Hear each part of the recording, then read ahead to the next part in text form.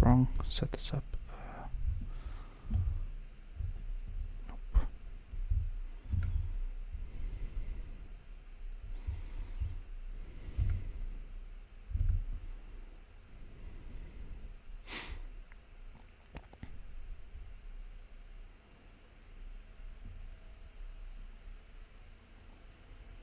Is this live? It says I'm live. Is it live on Twitch?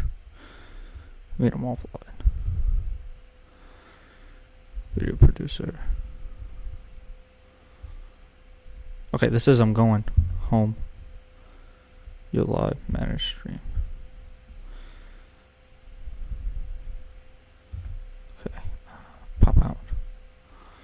Drop down. Channel. Okay. Alright. This is we're live. Copy that. Put it into share stream.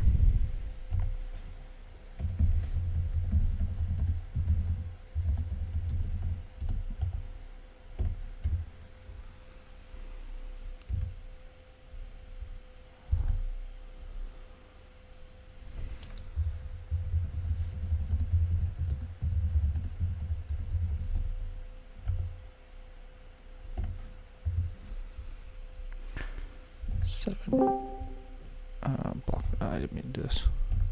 Shit.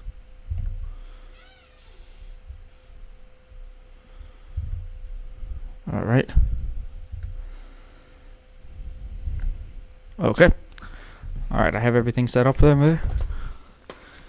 All right. Welcome to anyone who's in the chat. And welcome. My name is David. I'll give people another minute or two to trickle in. If you like this channel, or you're new to this channel, you can follow me here. You can also find myself on YouTube at Fresh Faces New Ideas. You can follow me on Twitter at Faces Ideas. I'm going to actually just drop the Discord link in here right now. Let me get that.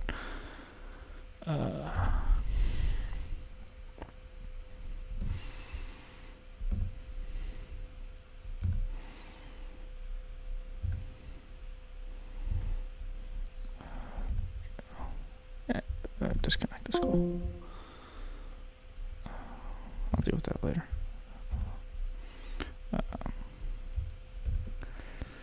Okay, so this is the Control V. That's the Discord link. So we can, if you're interested, head to there. Then we'll talk offline on that. That'll let you know when I'm on. That'll, that way we can talk and then have people come on. So today we have, I was hearing a lot of people talk about the climate lockdowns and how those are going to be a big thing. So we're going to look at, I'm pretty sure Laura Ingram's the one spreading most of that. So she has two separate clips that we're going to talk about. We're going to talk about the January 6th, the vote that happened for that one. We're also going to talk about gun control. So on my YouTube channel, I have this pair of videos called Good Guy with a Gun. Gun. Well, let me just double check what the actual name of the videos are. It is Good Guy with a Gun Myths Part 2. So I will put that in the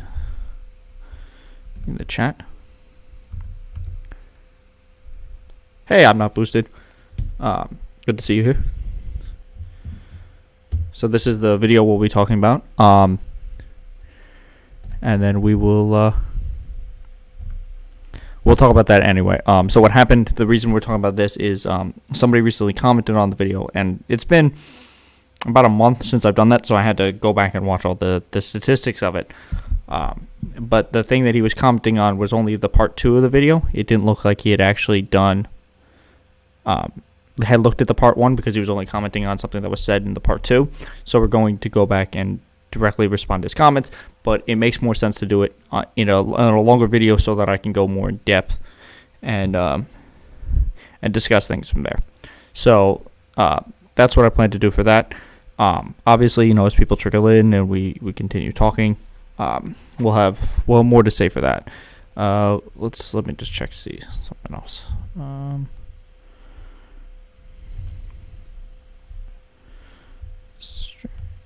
And then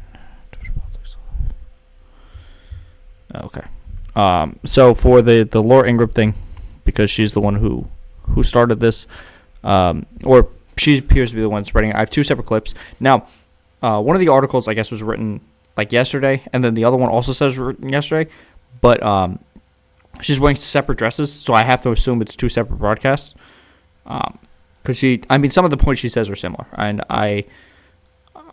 there's one of the points that they make, at least in the second one, that I'm going back to verify. Now, in the first one, she's talking about an Obama speech, and she takes a clip from it, and I spent some time looking at it. I couldn't find the full transcript of the clip. So it's going to seem like I don't have the full context of it, because I don't. She obviously has a much bigger budget, and she's a news anchor. She's a TV personality for a massive corporation, and that corporation has just a limited budget to look things up so they can find it. And I imagine they had that clip for years anyway. So I do know that some of the things I'm going to say about the COVID lockdowns, anyone who disagrees can just clip this and just send it to the people who would argue for Rob or CTV, Aftershock, people like that, because I would go on to talk to them. I was actually watching their thing last night. That was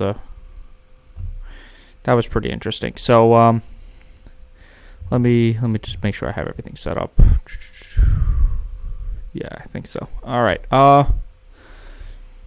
Yeah. So let's get to actually looking at the Laura Ingram. So it's two separate clips. One of them is just the clip, and then it has the actual transcript behind it, and the other one is the clip, and then it is it's a bigger article. So they're both about, I think, 7 minutes. Maybe the first one's 5. We'll see. But I have a lot to say. So before we go into this, the preface I'm going to give you is they're making the argument, or some prominent conservatives are making the argument that the COVID lockdowns are no longer going to be used to control people, but they're actually a blueprint for the new hoax, which is going to be the climate change lockdowns. And they're going to lock you down due to climate change. And from there, they're going to use this fake scandal, or this fake fear that they're going to build up, to make it harder for you to do your business, make it harder for you to just exist. They want to lock you in your houses so they can take all your money and maintain control. That's going to be a lot of the gist of what she's going to say. I mean, there's also going to be just a misunderstanding of climate change and COVID, and a whole lot of just base conservative fear mongering, that type of thing. So we're going to take a check at that. So let's get to the Laura Ingram clip real quick. So I did watch this beforehand, because when I do these things, I want to be able to see what exactly they're talking about, so that I can push back on them. And let me tell you, there's some interesting things here. So let's just begin. Now, for many years now, Democrats have realized that the only way to turn their radical plans into a reality is to take more power and money from the American people and give it to Washington. They want control over almost every aspect of your life. Now, before we go to this clip, so I actually tried to look up this speech. I literally typed in this date and Obama speech, and I only found a 2-minute clip, and that was just him talking about the healthcare plan for Bush. So, first off, what they're arguing is almost always projection. This idea that they want to take all your money and give it to Washington just because the Washington is going to control every aspect of your life is just not true. So let me explain something very quickly. I am somebody who believes that the government should have more power to help people. We need a broader social safety net. That's what I advocate for, is a broader social safety net which would actually lead to more freedom. The difference is the people on the right advocate for having more control over your life in things that they shouldn't be a part of. They want the government in your business when it comes to abortion. So, your sex life. They're very advocating for that. They have push bills about banning porn. So they things like that. So they're pushing for the government to be in your life then. This idea that, and it's a lot of things which he's going to conflate is having climate change exist or pretending to exist would allow for the government to gain more control because all they want is power. They don't actually think that this is an issue. And I think in the second clip, that's actually what she says. It's also worth mentioning that Fox News is one of the premier purveyors of this idea that climate change doesn't exist, and it's part of the reason why the only party in the world that doesn't believe in climate change is the Republican Party. And that's why we spent 4 years just going away from the climate. Can't drive our SUVs and, eat as much as we want and keep our homes on, 72 degrees at all times. Can't do any of those things, he said. So what he was talking about is the things that would require like gas energy and fossil fuels. He's talking about big, expensive gas guzzling cars. He's talking about just constantly keeping your heat going and changing the way we eat. Now, I did a video on my YouTube channel about this particular lie that I know in the second clip she's going to push, and this is this idea that they're coming for your meat. There's studies showing that if we change our diet or how much red meat we consume because of the way red meat is produced and the way it is used in such large quantities, it changes how much greenhouse gas we emit. It's just because of cow farting. It's just a lot of production for that type of stuff. They're not going to go into any nuance on this because they're already taking the fake title and run with it. Right, look, I understand that. I'm an American and I love red meat. I know objectively it is a problem how we produce red meat. It just is. I know. I think Senator Booker is a big advocate for how to do this, and I'm not saying everyone should go vegan because I don't believe that's the answer either. But I think there's a more climate efficient and ethical way for us to produce the meat that we eat than the way we do it with these massive corporations doing it. But that's a different quote. So I'm going to tell you a lot of this clip is very frustrating because it relies on the idea that climate change is not real. Back in 2008 and all these years later, we see Obama's heirs carrying on his mission control. In the same way that we have taxed cigarettes, we're going to have to tax carbon. We have to take combustion engine vehicles off the road as rapidly as we can. Would you support changing the dietary guidelines? Oh, that's in this clip. Reduce red meat specifically. Yes, I would. Now, remember, the left believes that... Okay, well, I'm gonna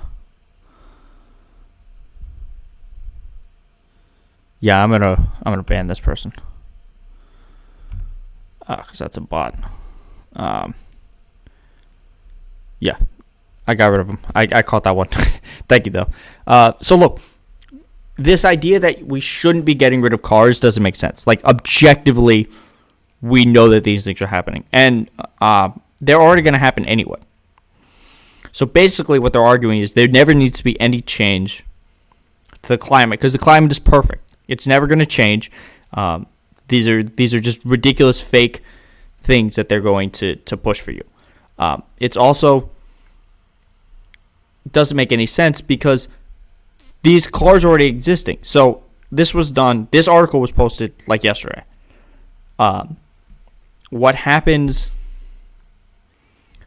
was also that Joe Biden was driving the new electric F1 on F-150, which is, from what I understand, basically the same type of car. It might be a little better because I know they were having, when they shifted them to an aluminum body, it was about the same.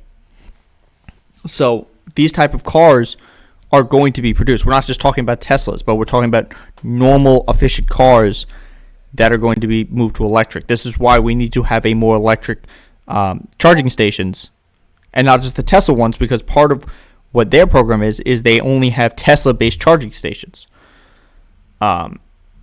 so that way they can only Teslas can go on there. So let's see what else she has to say.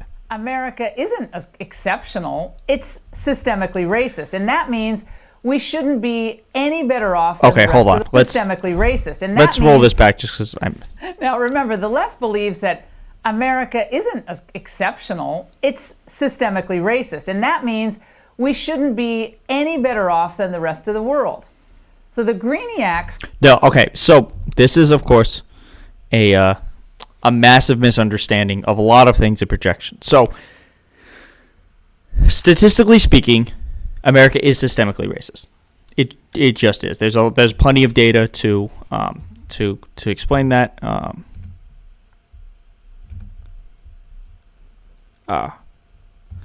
There's plenty of how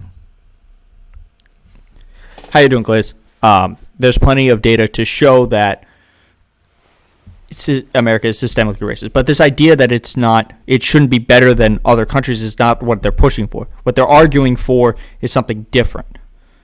They're pushing for having a fairer system. It has nothing to do with climate change. Although, in the sense that what she's conflating is not. It actually has a lot to do with climate change, because if you look at the areas where a lot of these the super waste plants are, and the dumping grounds, and the areas where these factories that produce a lot of smog are, it's generally in low-income areas where there are a lot of minorities.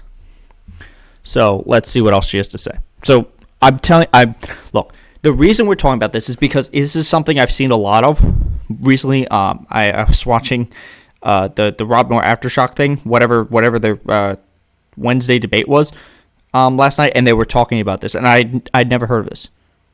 Because what's cheaper, maybe? The cars? I think the cars actually are cheaper. But the whole point is there's no reason not to have us invest in this, because it's already objectively going to be the future. Yeah, it is cheaper to put them in these areas, but when you look at the yes, obviously you should continue to eat your teriyaki food. I'm not one of those people who advocate for an all vegan diet. I'm saying we can look into the way we produce our meat in a way that is more ethical and better. Saw an opening when the global economy, due to COVID, cratered last year. Because of the lockdowns, closures, and reduced demand, carbon emissions fell by about 2.6 billion metric tons. There's a lot of articles about this, and I think it's in the other. It might be this video, it might be in the other one, where she's talking about the headlines being giddy about this. But this was like a massive drop in CO2 emissions, like substantially more than anything. Actually,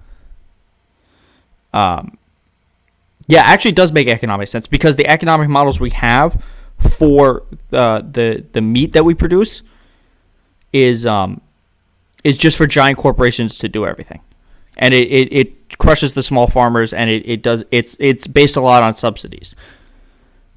Now look, this is legitimately good, and I remember talking about this when it came out. Like, this was one of the only things that was good that came out of the lockdown, was the fact that we were able to drop carbon emissions. And the studies into this are mostly like, yeah, it's because people stopped driving as much, and that's where the mass amount of carbon emissions. It wasn't like we changed anything; we just stopped moving around as much, and the difference was so noticeable. Which was a 7% drop from the year prior. Climate change activists who ignored or dismissed the human suffering caused by these draconian COVID rules were positively giddy. Oh. That kids were harmed from the cancellation of in-person learning and athletics was simply not relevant, given the left's larger long-term goal of reducing America's carbon footprint. So they saw COVID as an opportunity. Okay, so this is objectively insane. What she's conflating is basically how a study is presented. So a lot of what she's saying is, oh, they saw all these studies and then went, fuck it. Everything the lockdown we did was okay because it helped our idea of not having a global catastrophe from Green New Deal. instead of looking at it and going, oh, wait, they're looking at this purely from a scientific expert in this particular issue. She's conflating two things that aren't conflated. People weren't arguing, oh, all of this stuff was good because of the climate lockdown. They're like, oh, this is an interesting byproduct and something we can look into because of how this happened. Because the two options we have are, we either actually attempt to do something about climate change, or we deal with the massive cost of it that is going to come from it. Whether it is the millions of climate refugees, whether it is a shortage in food because of it'll be harder to grow crops, whether it is increased hurricanes, whether it is increased wildfires, whether it is changing weather, whether it is a encroachment on animal habitats, because as they become more unlivable, which would lead to the spread of diseases simply like COVID. So there are things like this that we have to deal with. So let's see what else. To advance the interests of a global climate bureaucracy. Their pet media marveled about the environmental benefits of lockdowns, again, ignoring human suffering. If there is a silver lining to this crisis, it's visible in the skies above China. Now, look, literally, what did she just say there? If there is a silver lining, which implies that everything else was happening, they're objectively understanding it is a problem. Now, I'm not saying the lockdowns were all bad. They were objectively good. And we can go into statistics about that another time. There's plenty of people who would argue that, oh, the lockdowns didn't have any effect at all, and those people are wrong. But this is not... First off, she's taking a lot of things out of context and conflating them. This is all incredible fear-mongering about nothing. All of this inaction, while causing so many humans problems, has actually proven to be quite good for Mother Earth. Falling pollution levels brought about by lockdowns may have... Are you telling me to look at Florida because of their Florida numbers? First, there's reporting that they've already underreported Florida by around... They've underreported Florida by around at least 5,000 deaths. It's also doesn't make sense because she's actually going to talk about either in this clip or the next one about South Carolina, where Kristi Noem's from, and you can see that by capita, South Carolina is one of the highest deaths in the country, even though it is significantly smaller than all the other states above it. And the reason is because of lack of lockdown. We also know, just from the actual numbers of deaths, because we did not lock down well enough versus countries that did, that it's effective. Been shining an impact on sunshine. Wild animals are now roaming city streets. How do we make sure these pollution levels don't rebound? So the longer you were behind closed doors, not commuting to work, not going to church, not traveling to see family, the happier those people were. Okay, none of those people were objectively happy. That last one was, how do we make sure we don't rebound and we actually use these gains? This is all just fear-mongering. But having a free country means that individuals are making their own risk assessments according to their own risk profiles. The Greeniacs hate that. They much prefer to order you around, or if that's not possible, to frighten you into abandoning your own common sense. So mindless COVID fear-mongering kept suburban women double-masked on running trails and sent urbanites to Amazon Prime for all their grocery orders. This is also not entirely true. So a lot of people went to their local stores. This is part of why, this is the nuance that they missed when New York would keep some of their liquor stores open. The reason they would do that is because a lot of places, those were the only area to get food. And we know that these were all frontline workers. And we know that even the little pay that they got on top of working was absurd. Like companies, massive corporations like Amazon and Walmart would cut back on the $2. They would give them $2 extra a day.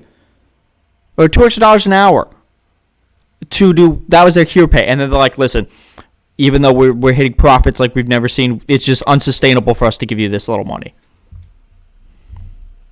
My favorite is when they were frantically wiping down their bananas and their egg cartons worried about COVID. Now look, this is an insane statement. I remember when this stuff was happening in April. So, because I'm old enough to remember last fucking year. I was at the Spurs playing against the Nets. It was like the last. It was in the stadium. It was packed, and like a week later, we were shut down because of how fast this thing moved. And I remember wiping down food because we weren't sure at the time. This is April. We didn't have really any guidance about things. They were still learning a lot about this virus. So the fact that she's mocking this when people were legitimately terrified. I remember talking about, how long do we wipe things down? I remember going out to places wearing the mask with the rubber gloves as this started. So this is just mocking the people who were actually listening to the science because we didn't know all of the ways this is not too long before Donald Trump said we should inject bleach. Yes, it's hilarious in hindsight, but what makes a joke is time and what was the phrase? Distance and it's time and something else is what makes a joke. In hindsight, yeah, it's a little ridiculous that we were wiping this down, but in the moment, this was not funny. This was horrifying because we didn't know. So what she's doing is taking something that objectively looks funny, but removing it from the context that it was. Can live on surfaces, for example, steel and plastic for up to 3 days. I'm just going to clean all the virus off here. Don't need to do too much. It's a pretty sensitive virus. For cardboard, it's typically going to be closer to 24 hours. Of course, none of that was true, right? But he did do a good job of cleaning. But after some fits and starts, we won the COVID debate. No, they didn't. We'll get into that. But also, if you remember, Fox was one of the premier purveyors of just misinformation as well. They didn't win the COVID debate. We're going to go into that. This idea that the lockdowns were a bad thing is just not proven. In fact, if we actually look into it, and this is always going to be my criticism of this, the reason we did so poorly is because we failed on two fronts. We both did not lock down hard enough to tamper down the spread of the virus, and then when we were locking down, we did not adequately subsidize the people who were locking down in order to incentivize them to stay home. Had we done that, we would not have had, 580,000 people died? What do you mean? Their so-called public health experts were wrong on everything from lockdowns to masks to social distancing. Those measures inflicted enormous economic, educational, and psychological harm to adults and children alike. And Biden's attempt to take credit for this... Now, yes, it is objectively true that people were dealing with issues because of the lockdowns.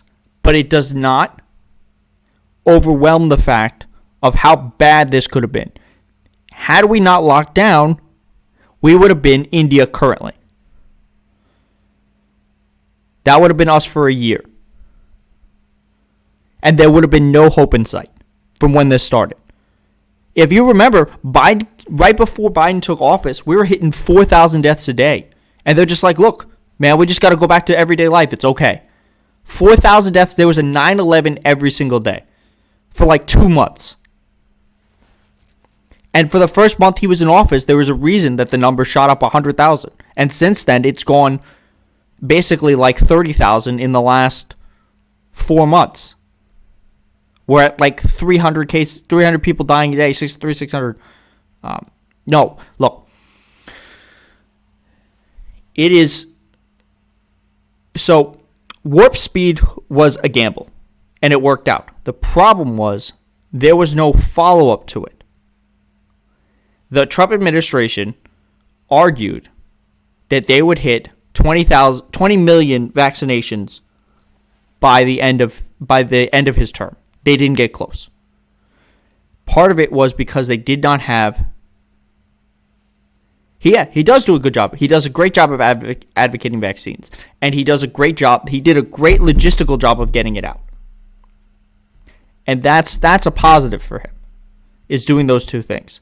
The idea that he just continued Trump's policies is just not true, because Trump didn't have policies. Every governor was like, look, they just said, here you go, figure it out yourself, and then we would give you some type of vaccine.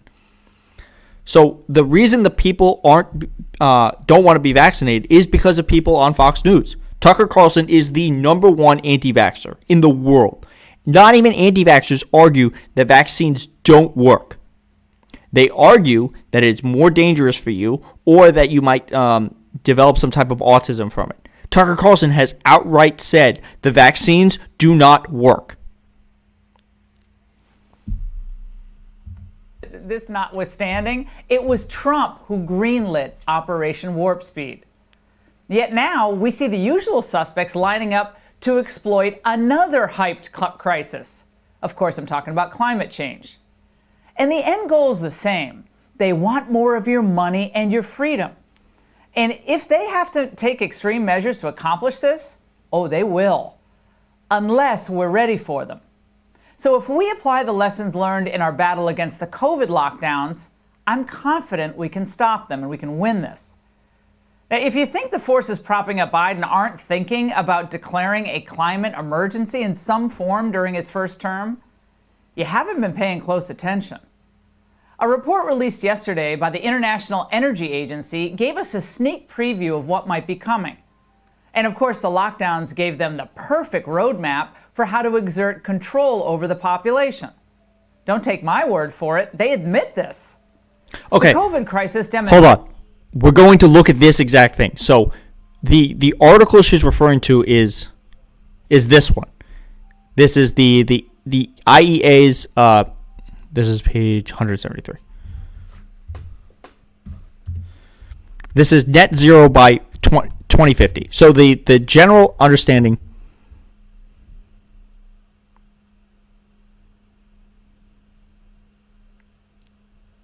See, but that's not good. Because the vaccines have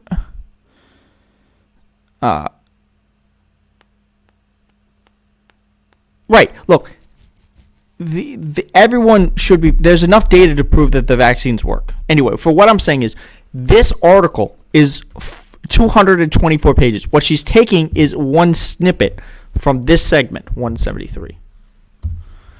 So this is behavioral changes. So let's look at what she's posting, and then we're going to read it. The thing she says is, the COVID crisis demonstrated that people can make behavioral changes at significant speeds and scale if they understand the changes can be justified. That she's using this to say, oh, if we tell people to be scared enough, then they will accept the lockdowns, and that we don't have to prove anything, because they'll just say, okay, well, it's for our own good, then we'll do it. But that's not what the study is saying.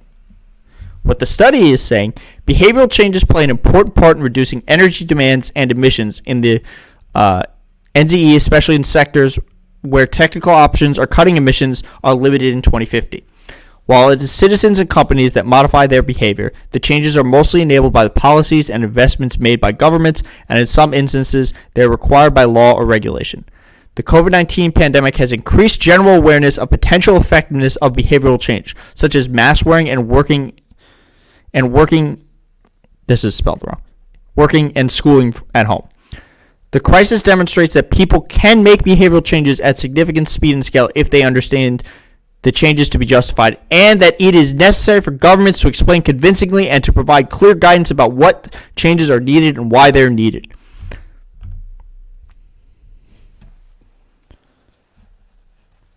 No, you should get vaccinated. So look, and this is something that they also misquote the Biden statement from a couple days ago, where he said, if you're not vaccinated, you're going to pay the price, because you are. There's no reason, even if you just get the Johnson & Johnson one, which is just the one shot, and that's only 66%. The more people are vaccinated, the less likely this virus is spread. And to be clear, I'm not advocating that the vaccine will protect you from everything. It will certainly not protect you entirely from COVID. And also, if he's lifting the mask mandate, but you're not going to get vaccinated, you should still be wearing a mask. That's what the guidelines are. If you're not vaccinated, you should be wearing a mask. Aren't being lifted. Yeah. Look, just get vaccinated. It's free and it's within close to everybody. The side effects or the people who have died from it's something like 200 people. We've given like 200 million vaccinations. That's like less percent. Yeah, I think well, if you're in the army should mandate for it too, because you get mandated for other things. And if they're just going to give it to you, then that's a different story. But if you're just like a regular person who's just like, nah, I'm not gonna take the vaccine. I don't really care about this. So let's go back to, is it this one? No, it's this one. Okay. So I just showed you what they were saying. What they were talking about, it's an entire paragraph leading into a subsection. They're saying, look, as long as the government explains exactly why and how these things are effective, and they do it in a way where they can prove it, people will understand and they will be willing to adjust. That people can make behavioral changes at significant speed and scale if they understand the changes to be justified. Now, will we be ordered to stay at home because of the climate? Well, perhaps not. The left is rarely. So if you're not being ordered to stay at home, how do you have a climate lockdown? Or are you just using another big scary fear word? Really that straightforward. But even without government stay-at-home orders, there are a lot of ways for the left to effectively lock you down, like through gasoline shortages. Okay. So what she's going to do here is argue a whole bunch of things that aren't correlated. So gasoline shortage. Why is there a gasoline shortage? Well, there kind of wasn't. So what happened was a private company failed to properly protect themselves because they were more worried in their profit. In which case, they, who are responsible for 45% of all gasoline in the East Coast, had to stop production for about a week. In which case, people like Laura Ingram argued that there would be no more gas ever again. That is a direct quote from, I believe, someone on Fox News, but it is a direct quote that one of them said. From there, people panic bought gasoline. This had nothing to do with any type of policy change. This literally happened because a private company designed to make profit, excelled in making profit, but didn't protect its infrastructure, in which case it was under attack and failed to protect itself. That caused actual impacts on the economy in a way that policies did not do, further compounded by fear-mongering. So if we actually had a more diverse infrastructure where all of the energy isn't coming from one source but multiple sources, a breakdown like what happened in the Colonial Pipeline would not have the same effect as it would normally. If you're getting your energy specifically from one area, or you're doing anything that requires a single service to be responsible for a vast majority of it, not even a vast majority, but for such a large portion of it, and that service fails, it is because your output is obviously going to be affected. That's just how things work.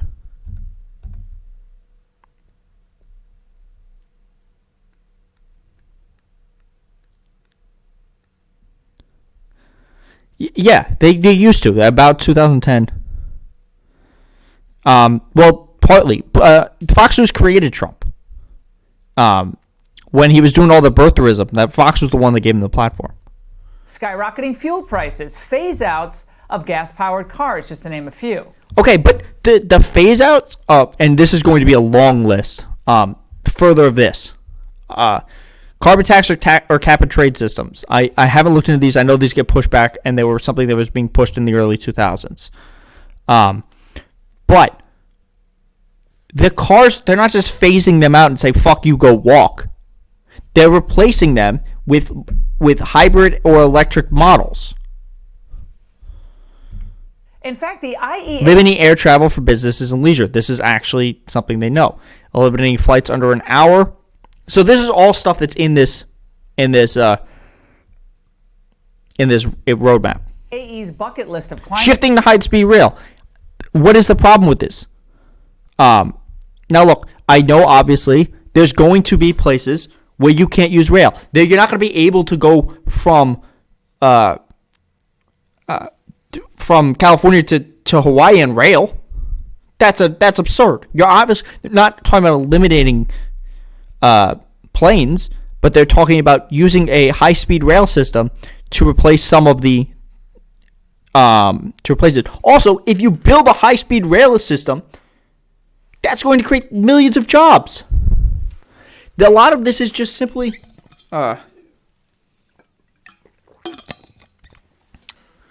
no, she's saying wish list of climate controls. This is objectively arguing that these things are bad. controls includes carbon Placing car rides, recycling, walking, ride sharing, and transition. Yeah. taxes, fuel taxes, limiting air travel, reducing speed limits, phasing out gas-powered cars, and many more agenda items. Doesn't that just sound grand? San Francisco, among other cities, is seriously considering implementing. What's pretty. Look, the whole point of this is her whole segment here is to mock any of these things. Oh, Dark Toad's good. I hope you caught the beginning of this. Yeah, it's a wish list. So none of these things are they're ideas.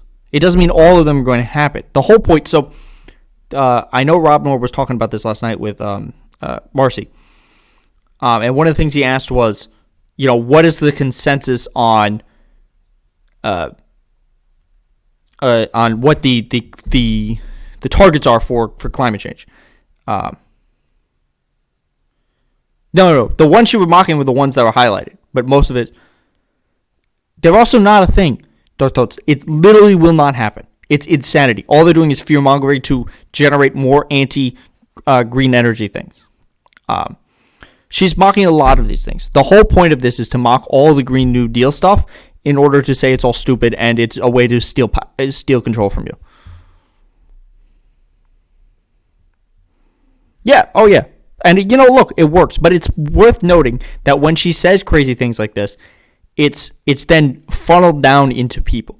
It's funneled in the same way that it was a feedback loop with Trump. It's the system is still there to funnel it out. So they will say things, and then it'll go on Twitter, and then it will go into to Twitch streams, and then it will be regurgitated back out. Because there's look, I'm telling you, I heard these exact talking points last night.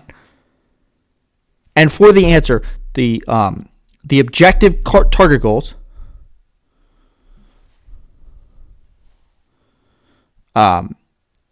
The objective target goals are 50% reduction production. No, it does make it past Fox News. It absolutely does. You see these. This hasn't yet trickled down like truly, but I'm telling you, I was literally watching it happen last night.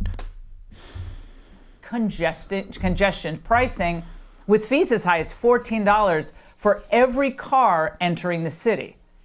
New York and D.C. are already squeezing cars out by expanding bike and pedestrian lanes. Hawaii, they've already declared... No. QAnon, so this is climate change stuff is different than the QAnon stuff. But QAnon is objectively stupid, and a lot of it comes from a little bit more crazier stuff, but it's a constant theme from Fox. This is actually a pretty known topic, is to declare that your opponent is a pedophile. And I think tomorrow I'm going to be able. Tomorrow I think it's just going to be the two police stuff, and then the Bill Gates thing. But look, this is a.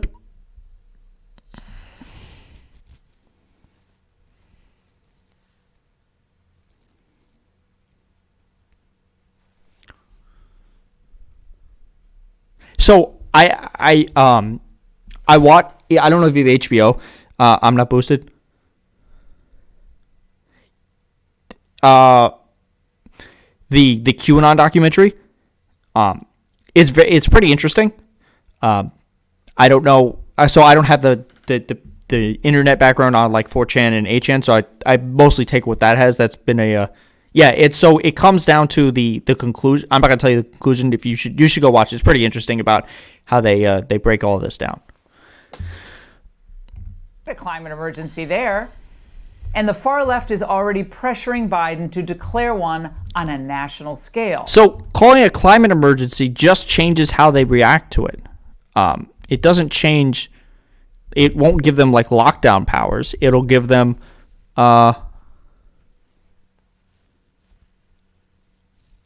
really, they got a lot wrong. It's so look, I only know from what I've seen posted about QAnon and the things that they said based on the Donnie Sullivan's interviews and basically Marjorie Taylor Greene. They all seem objectively like wackos. I don't know enough. We would have to go through point by point on a different stream so you could explain to me what they went wrong. But before that, I'm going to drop a couple links.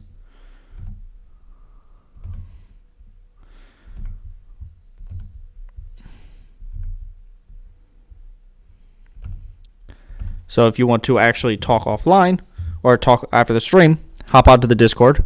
And then when you're done with that, you should, and I'm done with the stream, you should also check out my YouTube channel, Fresh Faces New Ideas, and me at Twitter at Faces Ideas, so that you can see other things that I'm pushing. But look, let's keep going with her. AOC and Bernie Sanders introduced legislation back in February, in fact, to do just that.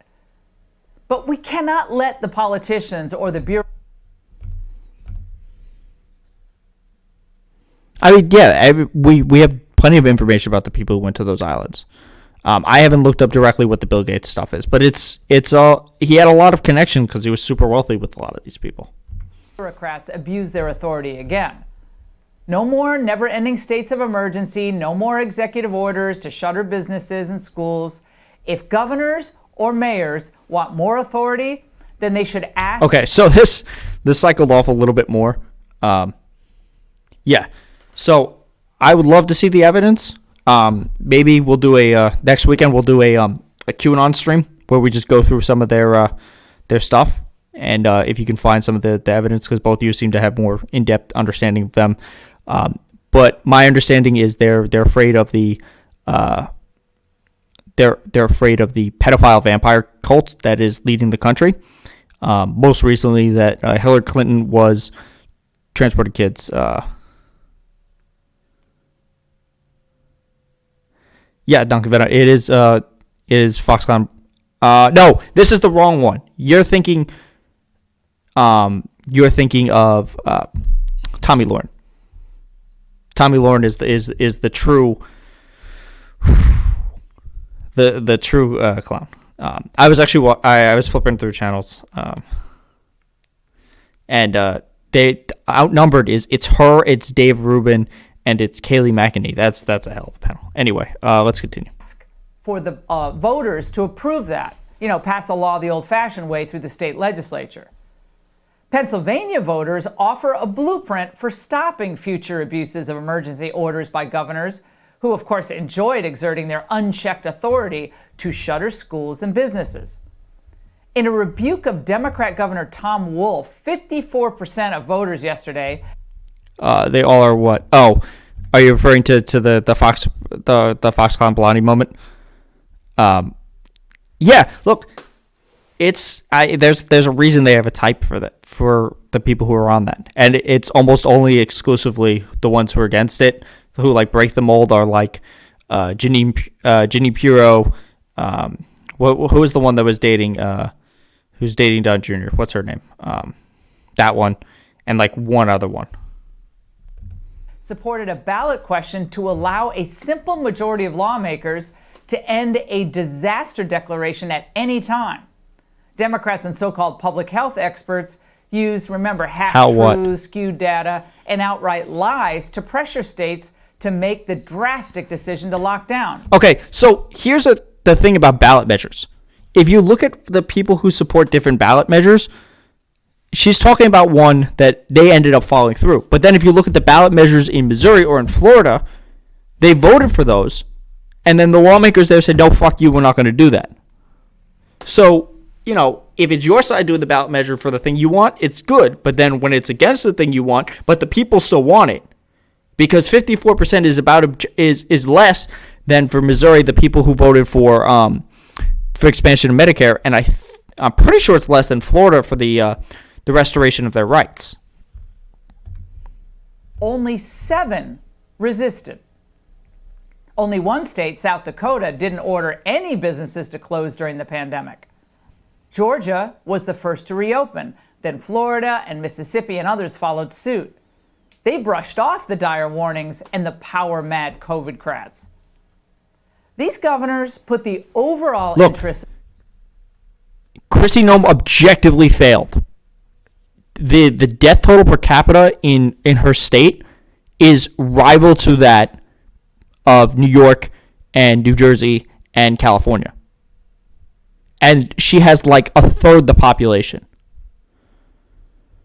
And they also hate her because she doesn't want to hate on trans people. ...of their residents and the long-term survival of their states ahead of the alarmism of the moment.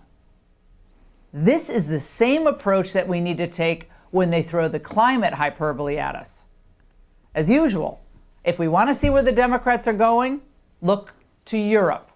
In Milan, they're pushing cars out of there with bike and pedestrian lanes. Fuel taxes are being jacked up all over the UK and Europe. And France is moving to ban all short-haul domestic flights. To stop this nonsense from happening here, we need to aggressively push back at every turn, just like Pennsylvania did yesterday, just like we did with COVID, and just like we're doing with critical race theory in our schools, and we're winning that as well. They're just, okay, so critical race theory, they're not winning because they're objectively misrepresenting it. I have a video on critical race theory, I believe. No, oh yes, I did. It was the PragerU one. And all they do is they show when like the 4 places are doing it. So let's go to the other video. So this is her talking to Newt Gingrich. This is the background to this. So this video was Tuesday. So this was the day before the one I just showed you.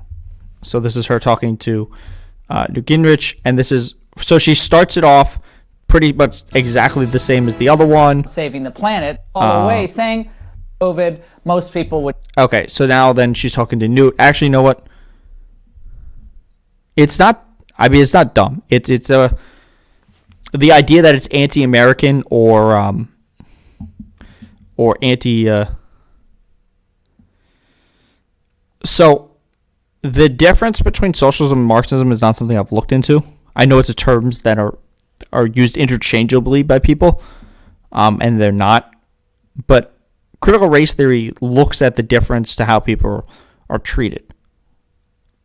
And you can look at objective statistics to see how America has treated its people. But we don't need to watch this second part. So look, here's what you need to know. And and I don't know who has the ability. Okay. All right. Well, I'll look into that at another point, so I can actually find those points to argue with people. I do know that authoritarianism and communism are the opposite sides of the scale. So when Marjorie Taylor Greene mixes those up constantly, I know she just has no idea what she's talking about. Look, the whole point of this is, and I hope somebody clips this and sends it to people like Rob Noor or Aftershock or any of the other people you see on Twitch who are saying they're coming for COVID lockdowns next. You're objectively an idiot. There's no such thing as COVID lockdowns. Basically, that whole video we just watched was her fear mongering about shifting to a green economy, from having a less amount of cars. There's no reason for us not to do that. It appears to be the future. Companies are already doing it, and by not investing in it now, we're going to be behind when it comes to actually creating the different types of technologies that we need. So one of the things is a lot of the technologies that are projected to be used need to be built now. So we should put the funding into them, and then that will help us. That will help us create more jobs. It will help us help control the future and the economy for the future, is put things into green energy.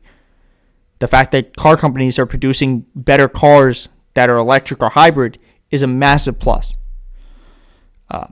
So yeah, we should be building toward green energy. So we don't need this. This was the article I was looking at. This is another article they argue about. So there are what this article is talking about is that the drop in after the lockdown is so significant. Emissions were lower in 2020 as fossil fuel infrastructure was used less, not because infrastructure was closed down. So there's that. This is one of the other articles they do. Oh, no, this is not. So they argue that this is not real and this isn't really a threat. However, if you the military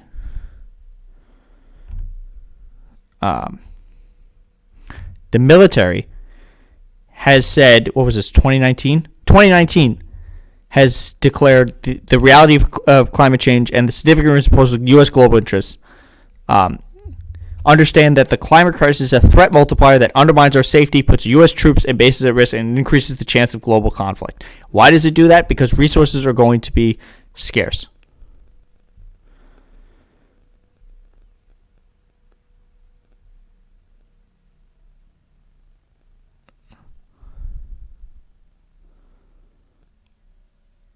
I don't think that's how our currency is run. I'm pretty sure that makes no sense. That doesn't sound right. And then you talking about this Obama one, and this is that. So let's talk about the January 6th bill. So the January 6th Commission has passed the House, and this is the vote total here. 35 Republicans voted for. But no, I agree. Follow the money is generally the right thing to do for why people do things. My understanding was it was. I don't think oil is what backs our currency up. So the January 6th committee. This was agreed on by Republicans and Democrats. It was objectively superiorly fair to the Republicans. Nancy Pelosi caved on every little thing that they wanted. Where is the article that I can find? This is the Homeland Security chair. Okay, this is what the bill does. So they had this vote. All right, let's take a look. What backs up the U.S. currency?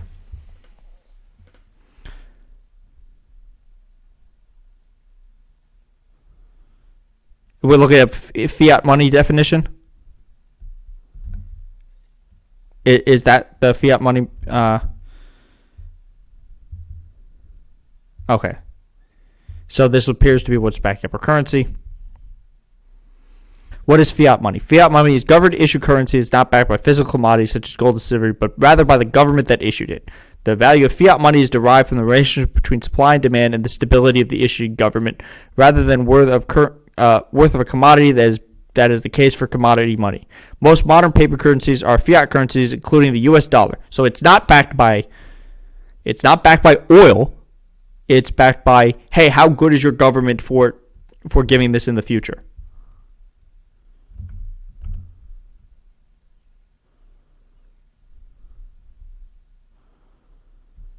Right. It was based on the gold standard. It was never. That's why that never sounded right to me.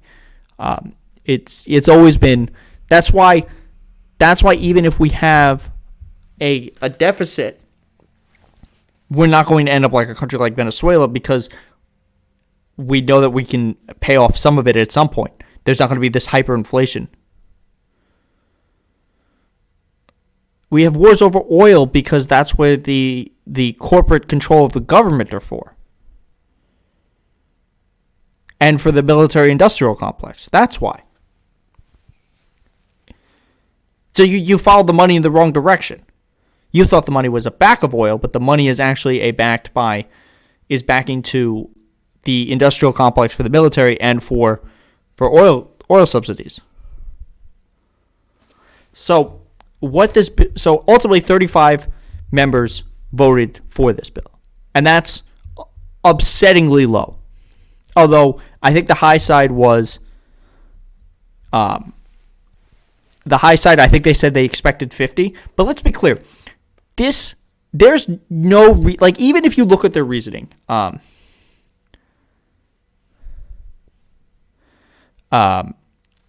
even though we are looking at things objectively. So let's look at the Republicans' arguments. Oh, it was just a tourist thing. Oh, it was actually the left who attacked the Capitol. Oh, it was actually a peaceful thing. All of these things, if they were true, would be bared out in an investigation. Now, keep in mind, this investigation has no teeth.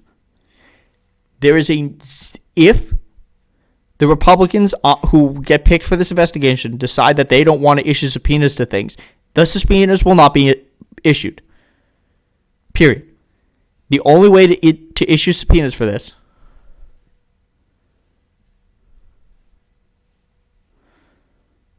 the way that subpoenas are issued for this is that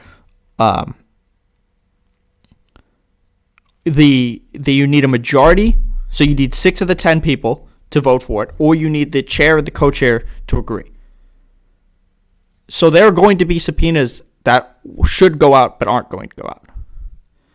There'll be, I imagine a subpoena would have to go out for McCarthy. I would be very interested to see if they tried to subpoena Trump. I don't know if they would, but the fact that there's no tiebreaker in this gives the Republicans a huge advantage because they can just delay and stop this. The other reason, and we know this because there's reporting on this, is that the reason they don't want to back this commission, especially in the Senate, and I think the vote is going to be today.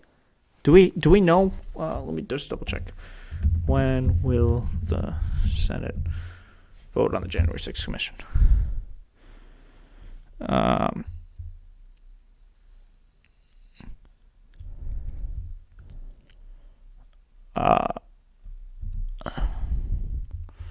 This is Axios.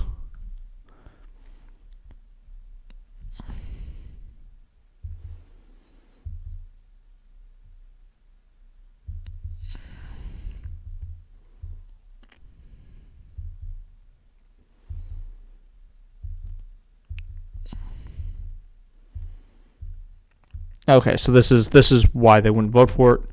I thought I saw it was possibly today, but I don't know if they have. What is the Senate voting on right now? U.S. Senate. Let's see if this.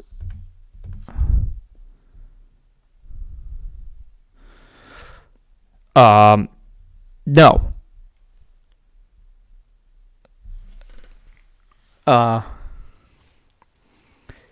Look, there's no reason for Biden to be impeached. The BLM riots. Well, no, we're not getting into that. So let's see what their latest issues. I think, right? This is Thursday. This is today. First update. 16 pages. Let's see. Resolutions, treaties. Okay, Department of Labor. What is this? This is a report.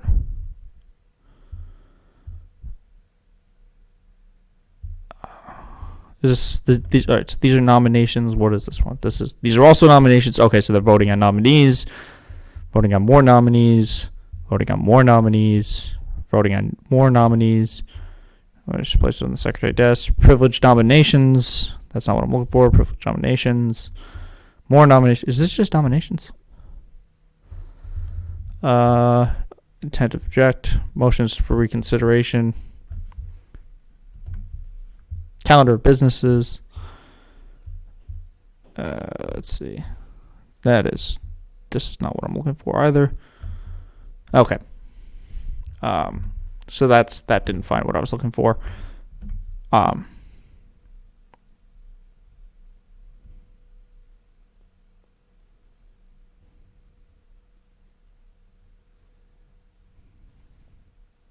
So yes, there is, Tallahan, there is technically an impeachment. I know Marjorie Taylor Greene introduced it. There is, I think her evidence is based on the big lie. The man has been in office for 4 months.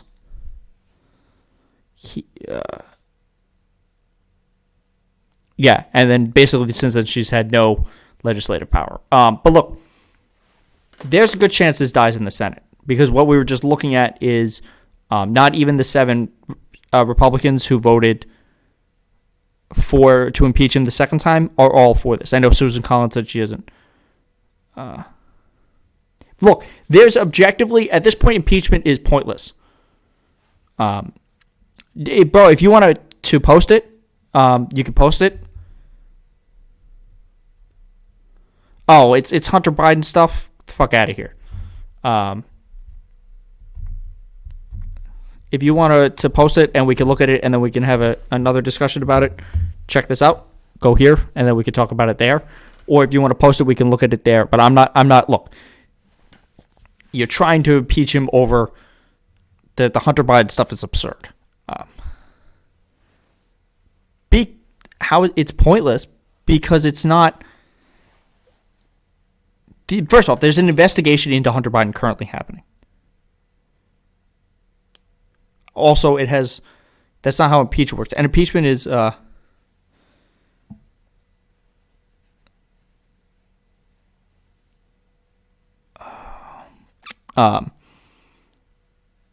there's no way to impeach somebody. It's literally impossible.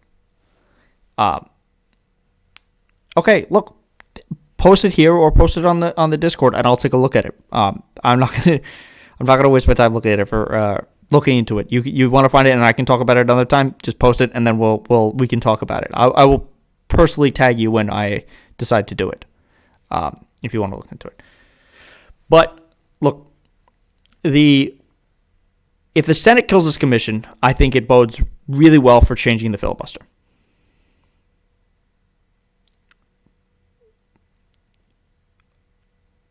All right, man. Look, I've repeated myself a couple times.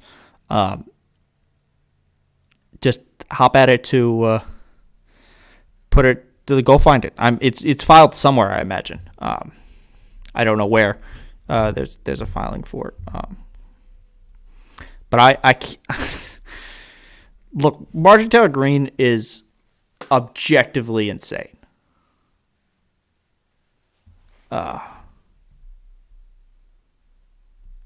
Yes, that is how it works. Because Al Green had a bill to let's see his resolution: impeaching President of the United States for abuse of power for enabling bribery and other crimes. Constitution provides the House of Representatives have the sole power of impeachment. The president shall be removed. Conduct former vice president, current president, the violation of constitutional best of ability.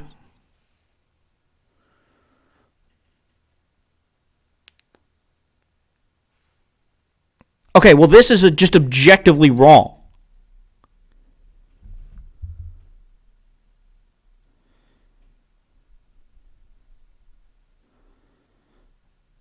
Okay, so this has been objectively debunked.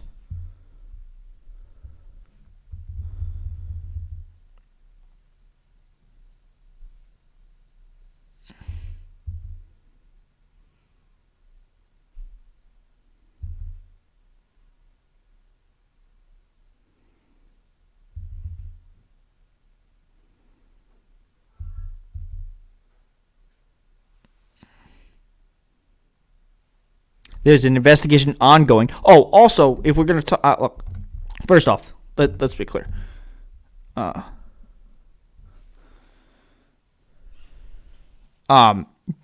Look, there's no way... Yeah, but you can't see her side. Yeah, no. Look, well... So look, they have to win back the House before she can become Speaker. They would have to win back a majority before they could even really push this legislation. She's barely even talking about this. She's not talking about this. Lauren Boebert's not talking about this. Not even Matt Gaetz and Jim Jordan are talking about this. This was a thing she did on the first day, and then all the other crazy stuff she has done has long since overshadowed it. It's not going to happen. It's literally the same thing that as when it's the same thing as when Al Green introduced articles of impeachment against Trump. You can make these things all the time. So look, the Capitol riot thing. This will be the last time I talk about it until we get to until the Senate vote is. So it is objectively fair to the Republicans. It is specifically looking at the they had the House, and he should have been removed.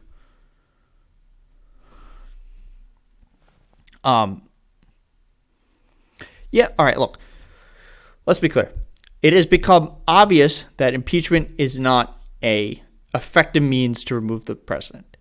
We have now seen that it does not matter what the president does. He is incapable of being held accountable for his actions by the Constitution in this way. You will never get the votes necessary by the president's own party to remove him from office. It just will not happen. It just won't. But if you guys are all new, please drop me a follow here. Please follow me on the Discord. Follow me on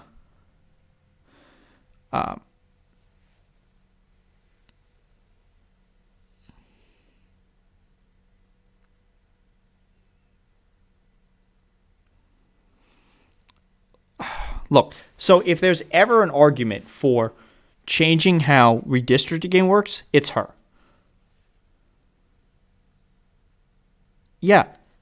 And if you compare Clinton versus what Trump was impeached over, they're not even close to the same. So look, the House articles here, we'll see what happens. If they filibuster this and they kill it, we'll see what happens then, and we will also see what happens with. We'll also see what happens if other committees then have to take it up, or if there's other commissions that are pushed for this. So we're going to go to a response to somebody on one of my other videos. So last night, this guy started talking to me about one of my videos. So this is from about a month ago. I'd forgotten the actual context of. No, the theme is here. I'm still going. I've gotten through everything. But that's the point for this.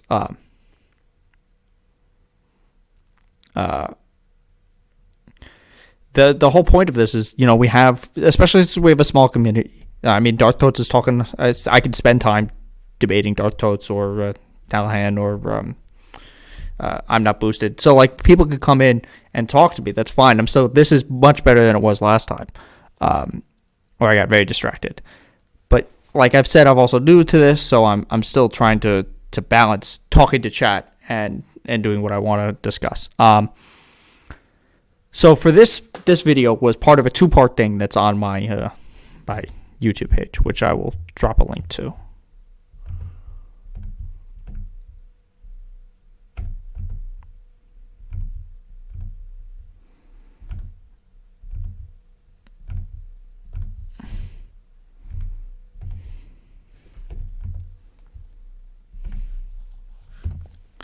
So that way you can follow along. So this is, now keep in mind, this is the second video. This is Good Guy with a Gun Myth Part 2. Now I did this when we were still covering gun violence in America, because that was the big wave. When there was a whole bunch of them happening, and they were like, oh, we just came out of lockdowns, and now we're right back to killing each other.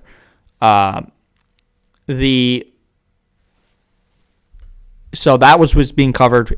We still currently have a mass shooting every day in this country.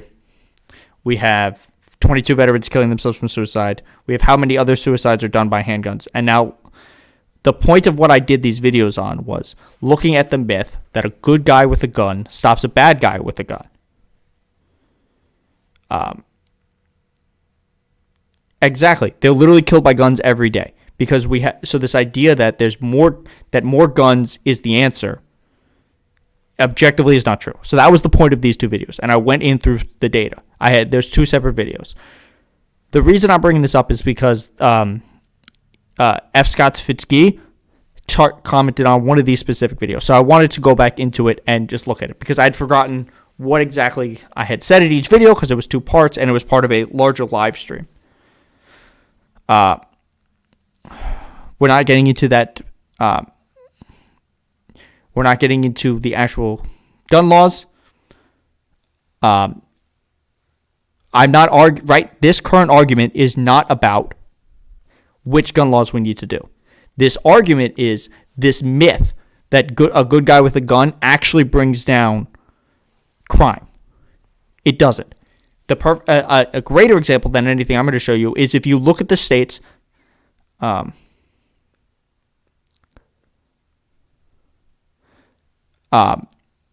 I know veterans killing themselves with guns. I understand that, and I advocate for an increase in mental health security and things to help you. But my brother's a veteran. No, more guns is not the answer. Objectively, is not. We have more guns than anyone else in the world by a large number, and we have more deaths by guns than everyone else in the world by a large number.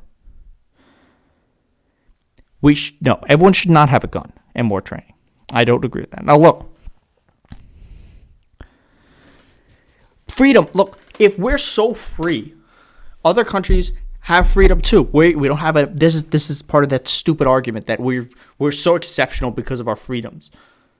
Other countries have freedoms too, but one of the freedoms they have that we don't. Okay, you two are missing the point that I'm making here.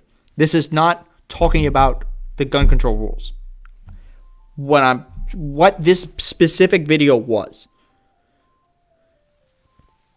All right. Please listen to what I'm saying. And listen to the words coming out of my mouth. I'm not advocating in this portion for any type of gun control.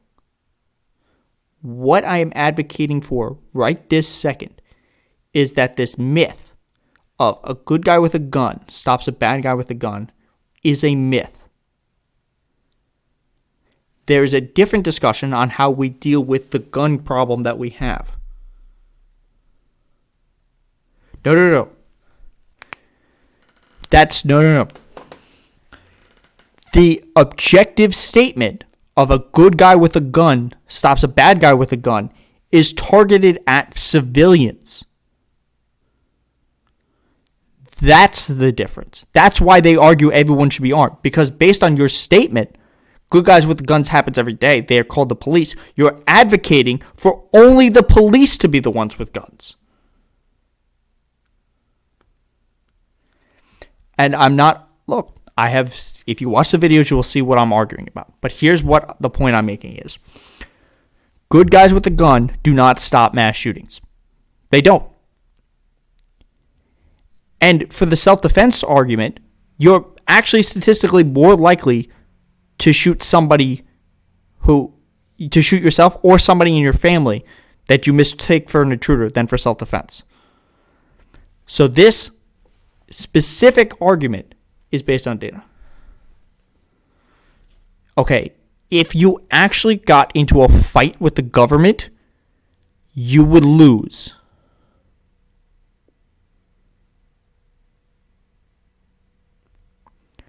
All these people who argue about tyrannical overreach are the... No.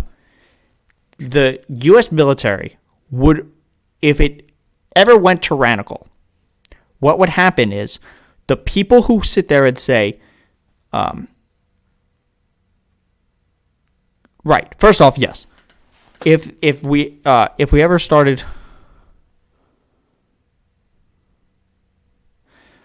Okay, we've lost the thread of what I was going to do, but let us be clear about this. If the U.S. military had started some type of occupation of its own No, I'm a sock den. I'm not a leper. But hey, welcome to the chat. I'm not. This is not how it would work.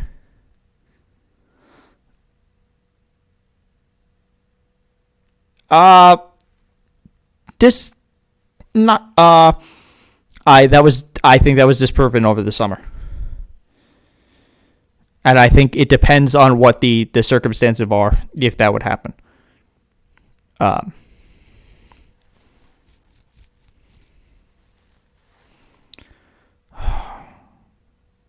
Okay. So we're going to look at this data and then we'll get into this roundabout argument after that. So his first statement is, your data says that 13% of the shootings in the study were stopped by armed individuals, but you say that the data shows that armed people don't stop mass shootings. Where did you learn basic math? Now, I know because I rewatched this video. That's not what I said. So what he's arguing is here. It's this document. It's a study of active shooters incidents in the U.S. between 2000 and 2013. I have other studies that are more accurate or more recent. So the point that we're talking about here is the conclusion page. Let me find it.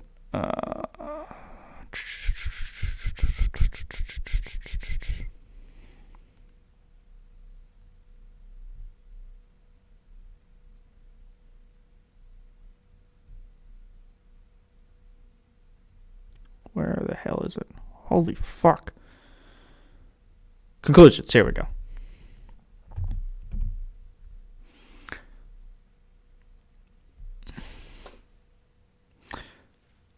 Yeah, they kill people with guns. Look, for people who say that, are you...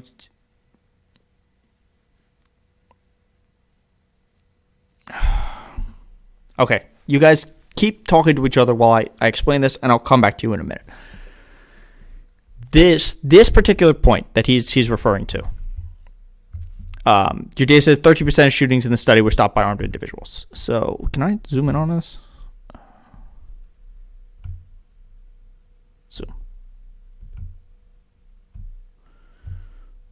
Okay. So, of the 161 incidents studied, 40% fell into the shooting.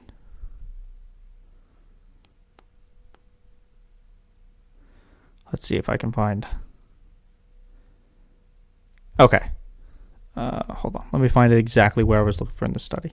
The study identified 21 of 161 incidents where unarmed civilians made the selfless and deeply personal choice to face the danger of an active shooter. In these incidents, the citizens safely and successfully disrupted the shooting.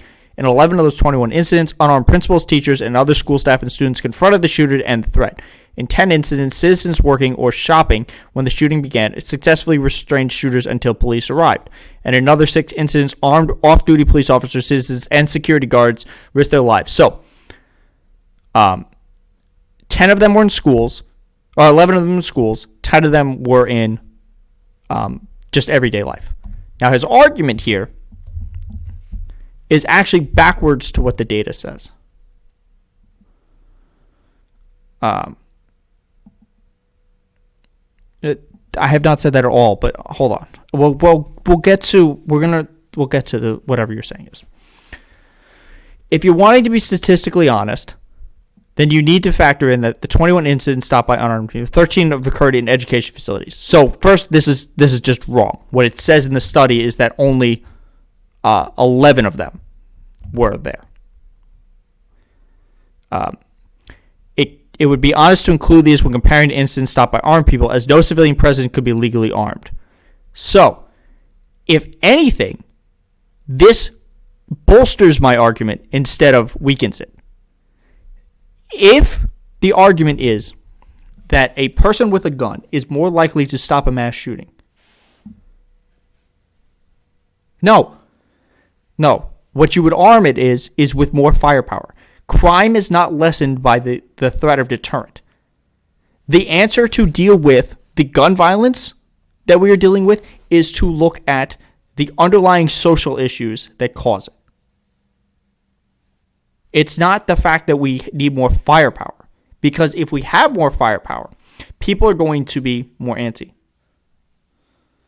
No, that's the wrong answer. The answer is to deal with the social economic issues that underline crime. And that would be infinitely more effective. Nothing I'm saying is infringing on your right. How is making people less poor? I'm sorry. You seem to misunderstand what social economics mean. This idea that focusing on the economy instead of giving everyone a gun, which, first of all, back at it, then. And it took you 2 minutes to fire a round. In Ohio last year, a guy killed 9 people in 30 seconds. Your argument is, first off, you're missing what I'm saying. You've objectively not listened to a single thing that I've said. That's pretty obvious. So, this idea that a majority of the shootings were stopped by people who were unarmed in gun-free zones proves the point that people with guns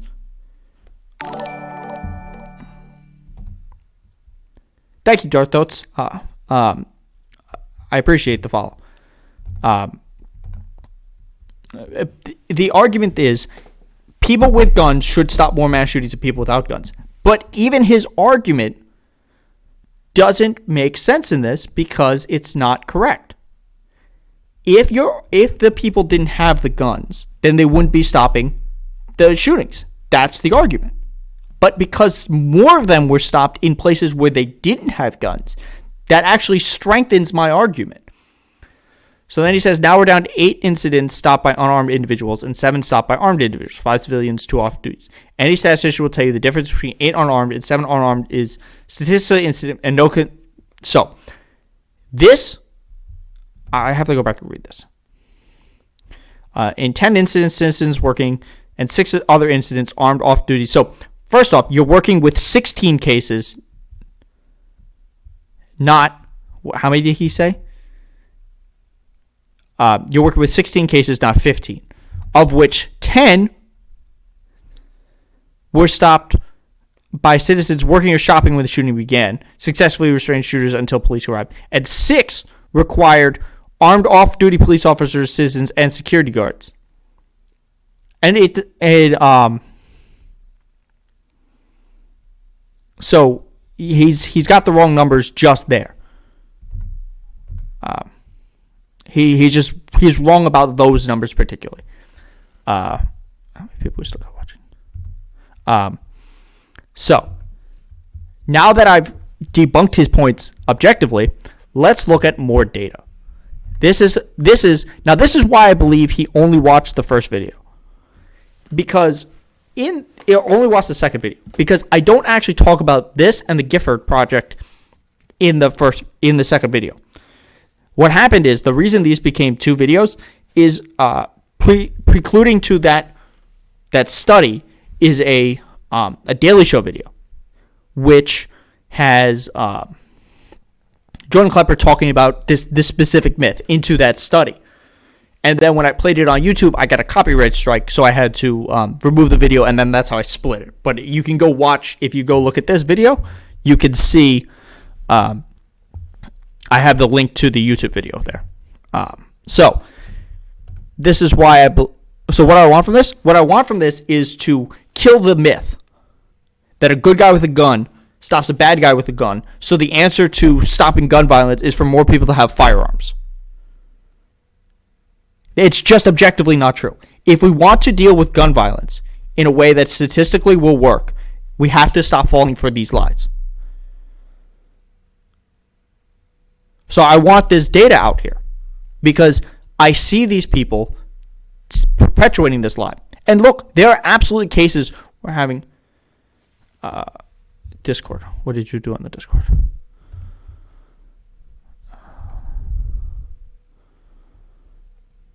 Oh, this is you. You just popped onto the Discord? Okay. Thank you.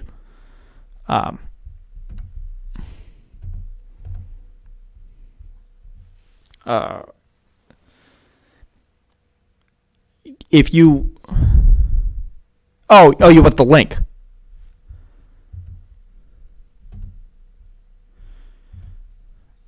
Hold on. Copy. Control V. There you go. Is there a way to pin this? Anyway, this I find this article very interesting. So this article is just talking about Texas. Police said the shooter was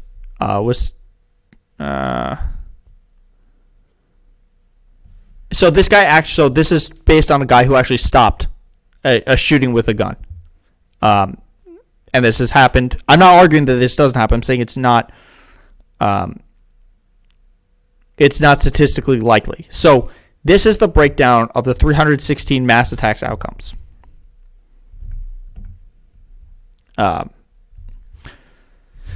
So of those, the vast majority are either shot by the police or they kill themselves before the police show up. The next largest group, after the shot by the police or suicide, is subdued by citizens. Then after that, they're more likely to flee. But subdued by police is here. But that's not the number we're looking for. This is the number we're looking at. So of the 316 cases, the only statistic that is less likely to happen than the person to be shot by a citizen is for them to run away and be away. And 11, it's more likely that they're going to surrender than that a citizen is going to stop them.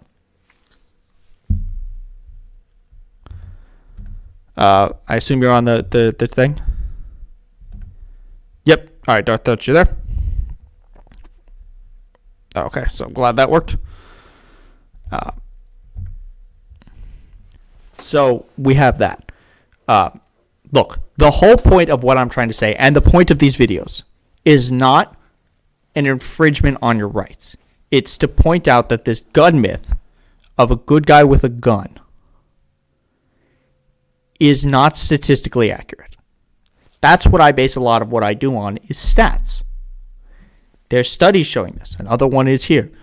This is the Giffords. This was started after Gabby Gifford got shot in the head. So people very rarely use guns successfully, defend themselves from both crimes, both in their homes and public. People successfully defend themselves with the gun in less than 1% of crimes in which there's a contract between perpetrator and a victim. Having access to a gun doesn't better protect people from being injured during a crime compared to other protective actions like calling law enforcement or fleeing the scene. Research indicates that carrying a firearm may increase a victim's risk of injury when a crime is committed, with one study indicating that people in possession of a gun may be more than 4 times more likely to be shot in an assault. And why is that? Because if you have a firearm during an assault or some type of crime being committed and the police show up, they don't know who's who. This is part of the reason why it's hard to be a police officer, because you don't know who is armed and not. So that's why you're partly jumping. Now, guns make states and people less safe. States with higher rates of gun ownership have higher rates of gun death, confirming the common sense conclusion that more guns create more opportunities for injury and death. Bringing a gun into the home to protect against outside threats introduces more likely threats. Firearm access triples the risk of suicide death and doubles the risk of homicide. Firearms also escalate domestic violence situations, making it 5 times more likely that a victim will be killed.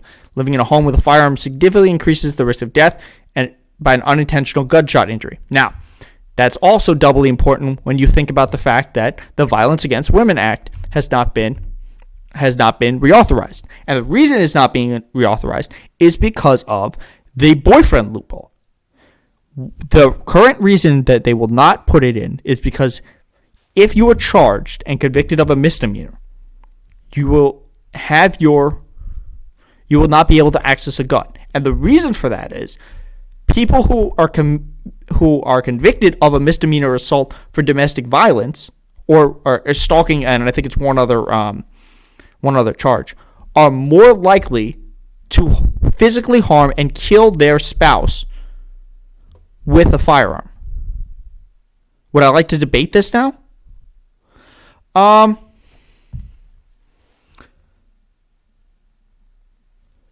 you know what? Let's give this a try. Let's see. Go to. How do I do this? Give me a second.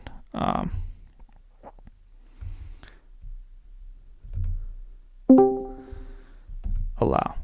Okay, so this is on. So you have to go into general. Let's give this a try. Okay, so now I'm gonna put you into live. That should be it. Are you there? Yeah, I'm here. Okay. All right. Wow, this has worked. All right. So, let's be honest. I'm kind of surprised this worked. So that's cool. You're the first person I've had on this chat. Huh? You're doing great, man. All right. Thank you. This is a lot of this to do. Dude, I have to tell you, I do appreciate you coming to all my streams and talking. So I think it's good that you're here. Man. That's because it's conversation. That's what America's about. Yes. So let me be very clear, because it didn't seem like in the chat you were understanding exactly the point that I was making. The point that I'm arguing is not about specific gun control laws. What I'm arguing is that the NRA myth for a good guy with a gun is more likely to stop a bad guy with a gun does not exist. Okay. And that was specifically. So I think that's where we were getting crossed, because what you were arguing was shall not be infringed. I don't think that you would. The problem is they don't have enough people who have guns in America for you to be able to do that, because it's only 32% of the population that has it, or 44% of households. We have more firearms than people in this country. Yeah, true. Because of those, batches of people, like we'll say 5% buy up a shit ton of guns, because some people have not just one gun. Like one of my friends has I think a gun in literally every room in his house, and he has a 5-bedroom house. Okay, but so you're talking about 20 guns. Or 13 guns there. Right. So, I understand, obviously, but you think, but I mean, the data doesn't purport to that argument. The data purports to. Does. The problem is New York and California have way more death rates than Arizona. I live in Arizona. We only have very few deaths by gun rates versus California, where they have higher stringent laws. New York, who has higher stringent laws. Michigan even beats us for how many homicides per year. And we have some of the most guns per capita. Texas is actually lower than Michigan, or right around it, and they have the same gun laws. And Michigan, like in Illinois, you're not allowed to have that in Chicago, right?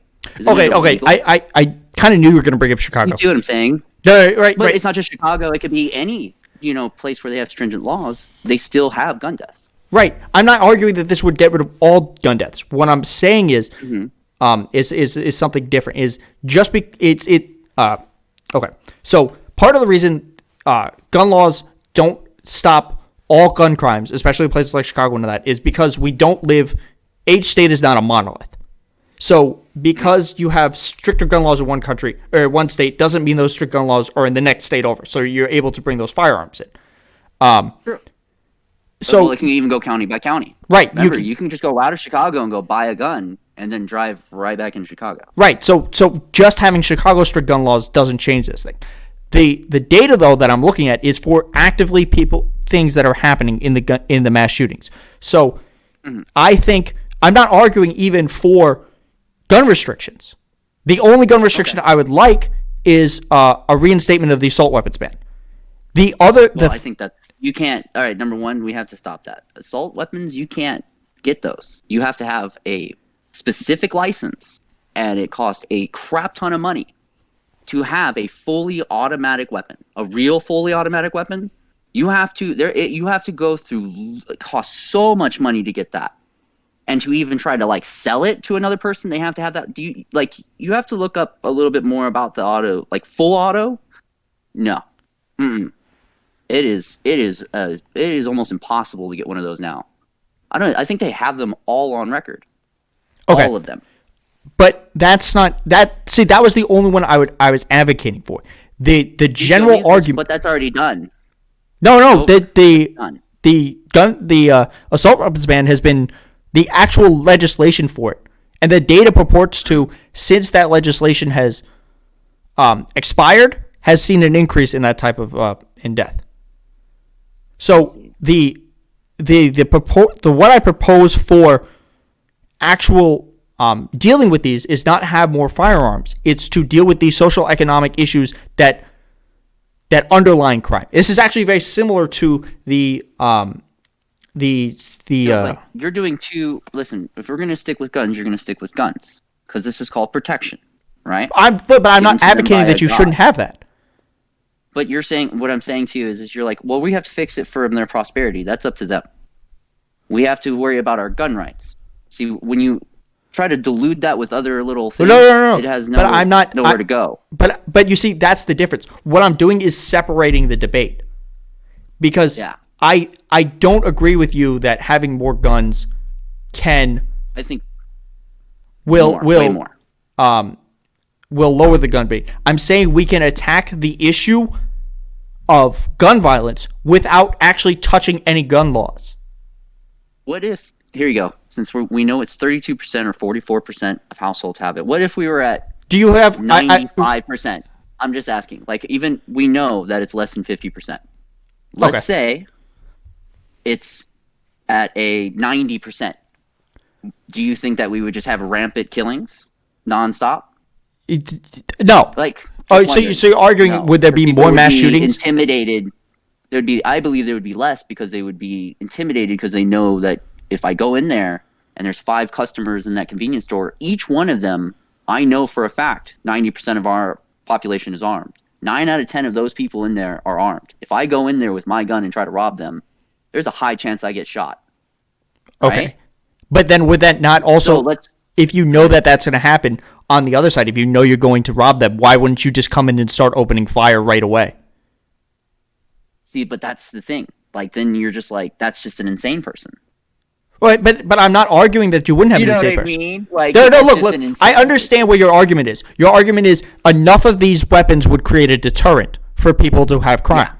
But I don't think there's by a lot. I don't think that. First off, even just looking at the data that I have here, do you want me to send this in the Discord for the Gifford ones that I'm looking at? Okay, I'll watch it I'm watching it on live right now. Okay, so all right, then I'm gonna drop the chat because I think you might be like the only person. The states with higher rates of gun ownership, they don't have higher deaths. Like, you can look that up. Try to look for another site because you can literally look up multiple sites and they'll tell you no. Like, like Texas has states just about as Michigan, right? Do you see what I'm saying? Like, Arizona has less than California. Higher, like deaths. And we can own flamethrowers. Yes. All right. Let's see states with firearm mortality rates.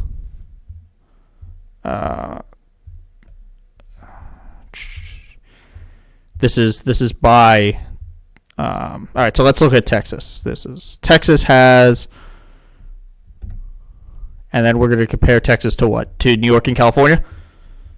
Yeah, why not? Like, you know what I mean? Those are two significantly different ideologies. Okay, so we're agreeing that this data that we're looking at is this is the CDC's data, and hopefully this is good. Hopefully, yeah, like hopefully. Okay, so we agree this is an they're not perfect either. But this is a generally acceptable good set for data. As we can. Okay, so this is the firearm mortality rate by state, and this is age adjusted for death rates, and then is all right. This doesn't have 2019. It doesn't have 2020 statistics, which would be off anyway, just because of the. Fine. It's okay.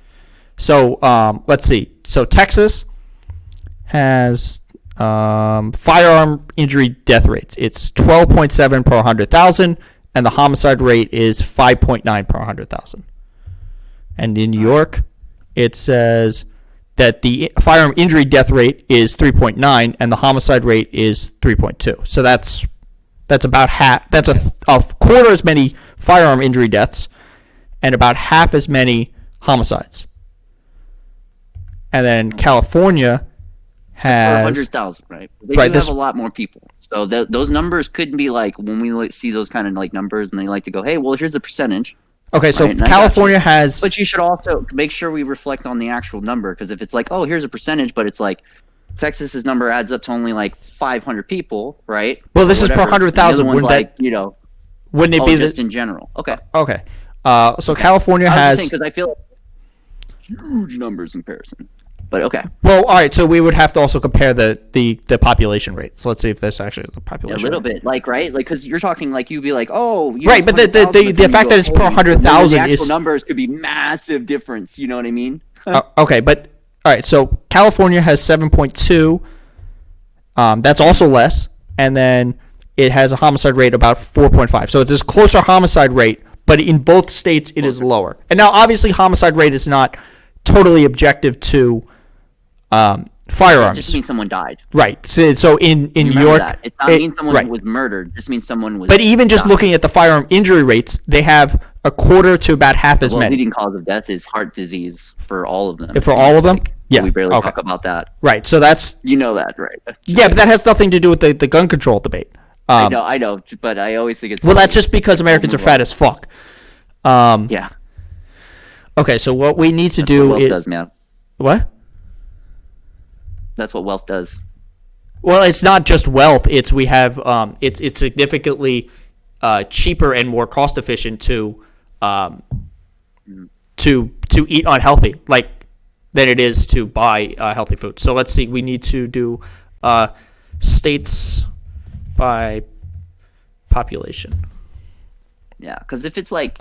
Okay, so Texas. And the only reason why I say this is so we have two references. Because you could be absolutely right, but then if you're talking about a few, like, and I know this sucks, but if it's like 50 or 100 people difference, it's like, okay, it's so like, shit.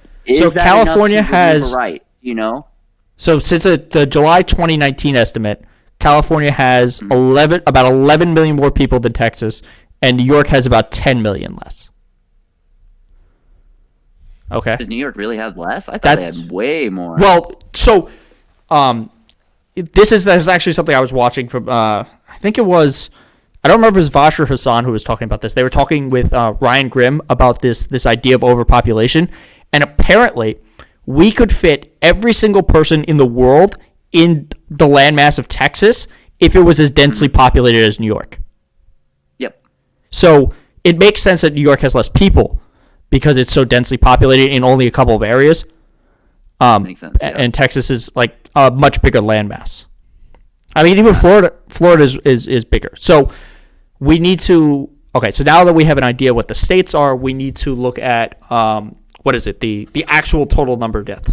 Total number of gun deaths per state. Did I spelled state wrong? Because okay. All right. This is Wikipedia. Boom. There we go. I don't really want to use Wikipedia. I'm going to open it if it's. They are absolutely biased in every sense of the word. They really are. Wait, maybe this is. Hold on. Let's see what happens if we click on this. If this opens up the actual. They had to sell out. Hold on. What is this? Wait, I can't. Why won't you tell me what this is? 48. I think this is the actual total. Boom, there you go. I think, but I'm not sure because this doesn't open enough for it to just click for rates. This is death rate. So Texas highest. All right, so Texas is what we're going by. Right, so Texas has to buy 700, right? Texas has.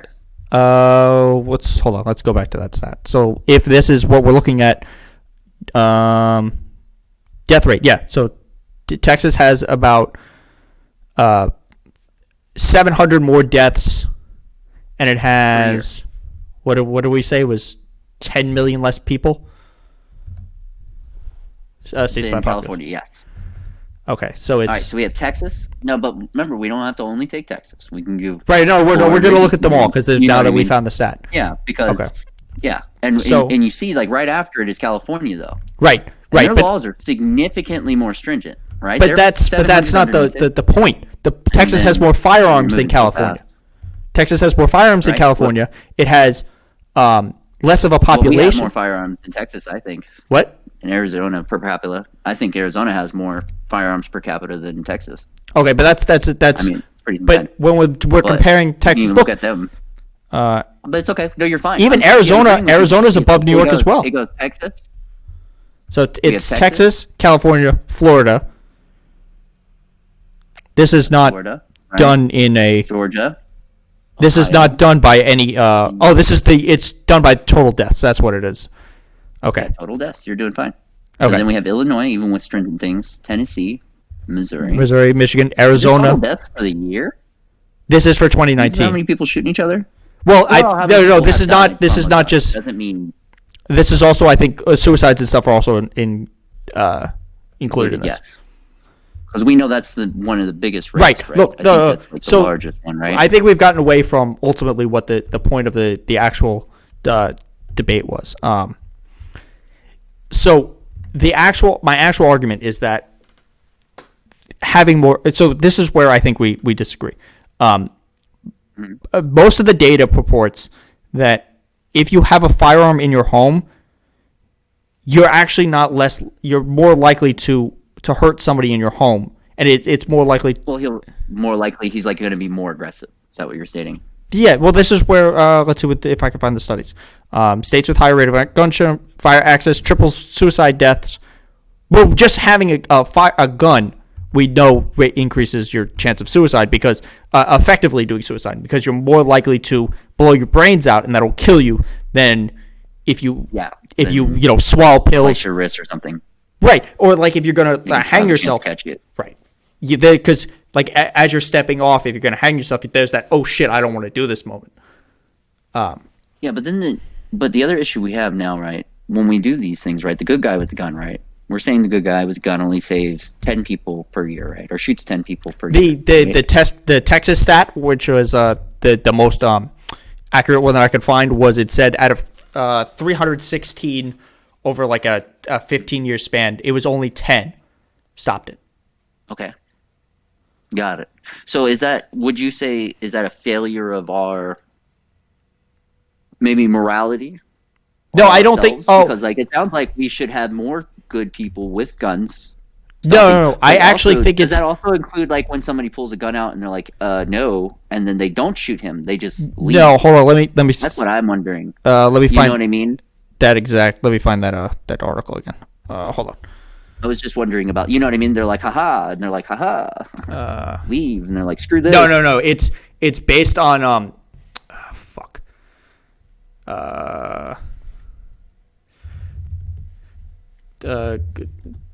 Guy with a gun. Nope, that's not the right search. With the gun statistics, because I know exactly. Okay. So this specifically stop mass shootings. So it's specifically while a shooting is occurring, because that's what I was debating. This would be, you do know the factors on this would be so astronomical. No, the factor is simply so many. You know what I mean?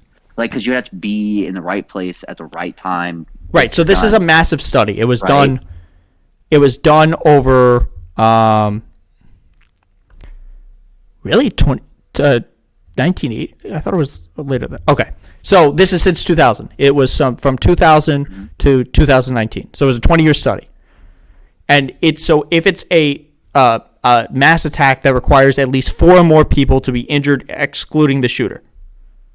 Right? So it's in those specific circumstances. So that means there's already a shooting in process.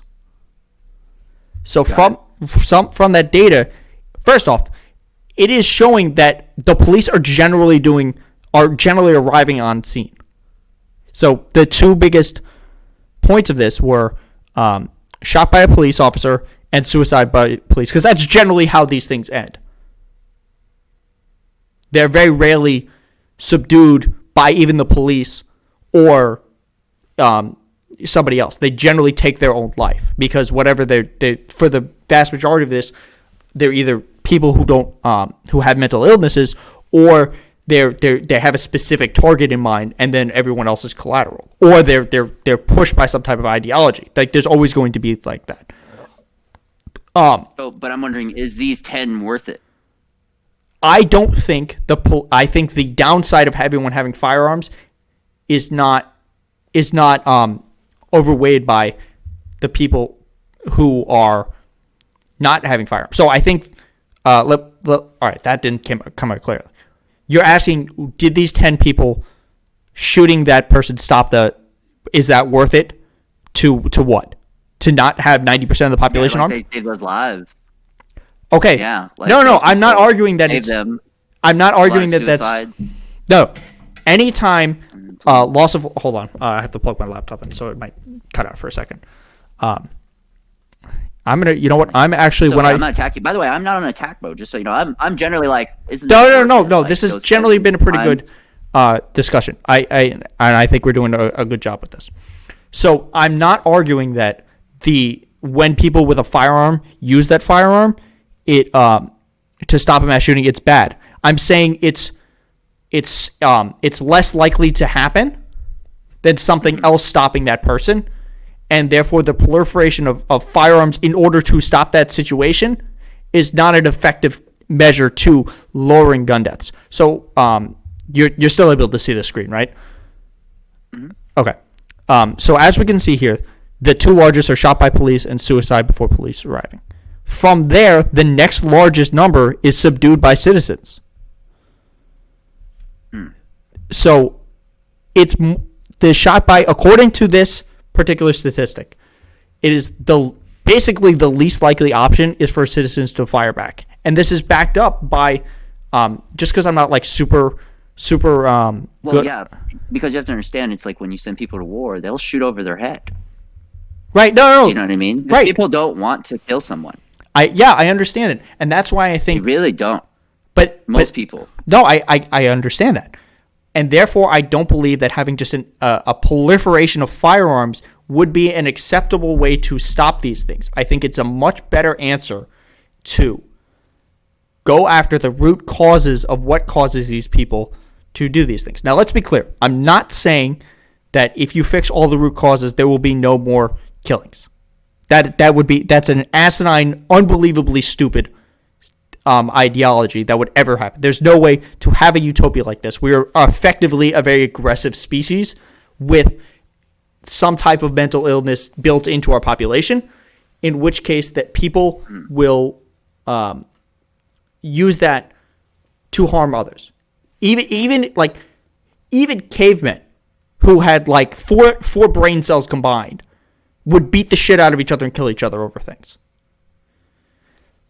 So the ultimate argument is not to increase the proliferation of firearms in order to deal with this, because the answer to it appears statistically to not be more firearms are the answer.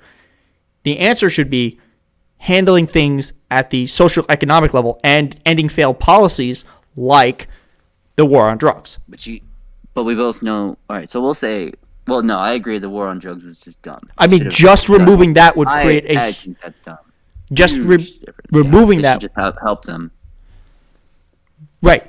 Just removing that obstacle would lower crime immensely. Drugs coming in, I feel like that's something big. You know what I mean? Like fentanyl. Like right. They should stop that's from coming in, but don't make it like it should be. What would it be? Like a like something small. You know, I think it's like a fine. I would have to look into fentanyl things. But currently, if we wanted to deal with the actual, if we wanted to deal with like actually stopping the fentanyl, one way to do that would be to deal with our opioid crisis, and that would lower the need for fentanyl to flow in at the way it is. But just objectively, right now, there's things that we don't even need Congress approval for Joe Biden to do to end the war on drugs. He could decriminalize marijuana. You have to understand. That would make a huge. Don't put any of your faith in the presidency, man. Just doesn't matter if it's Trump. It doesn't matter if it's Biden. Doesn't matter if it's Obama. Those people have extended their powers beyond what they should. Period. And they should not have ever. Listen, all these things are supposed to be dealt with by the states. Yes, and these people will keep dipping into our fucking pool. Right. That's why I think it. But this is an issue that's actually being solved by the states. Marijuana legalization is being solved by the states. Right? The problem is it's still federally a crime. Yeah. So that's where they crash. I don't even know if can Biden single-handedly make it legal? Yes, he could write Yes, he could write an executive order that allows that takes marijuana off. We should know. He does. I think that's written into law by Congress. Do you see what I'm saying? So I don't know if his executive order can supersede that law. that was signed in by a different president. Do you see what I'm saying? Because if it was that easy, let's be honest, it would have been done by now. No. You know what I mean? Like during the pandemic, Donald Trump would have been like, "Oh, we're doing really bad. I legalized marijuana." He gains a 20% bump. He would have did, but you have to. Do you know what I mean? No. Look, objectively, yes.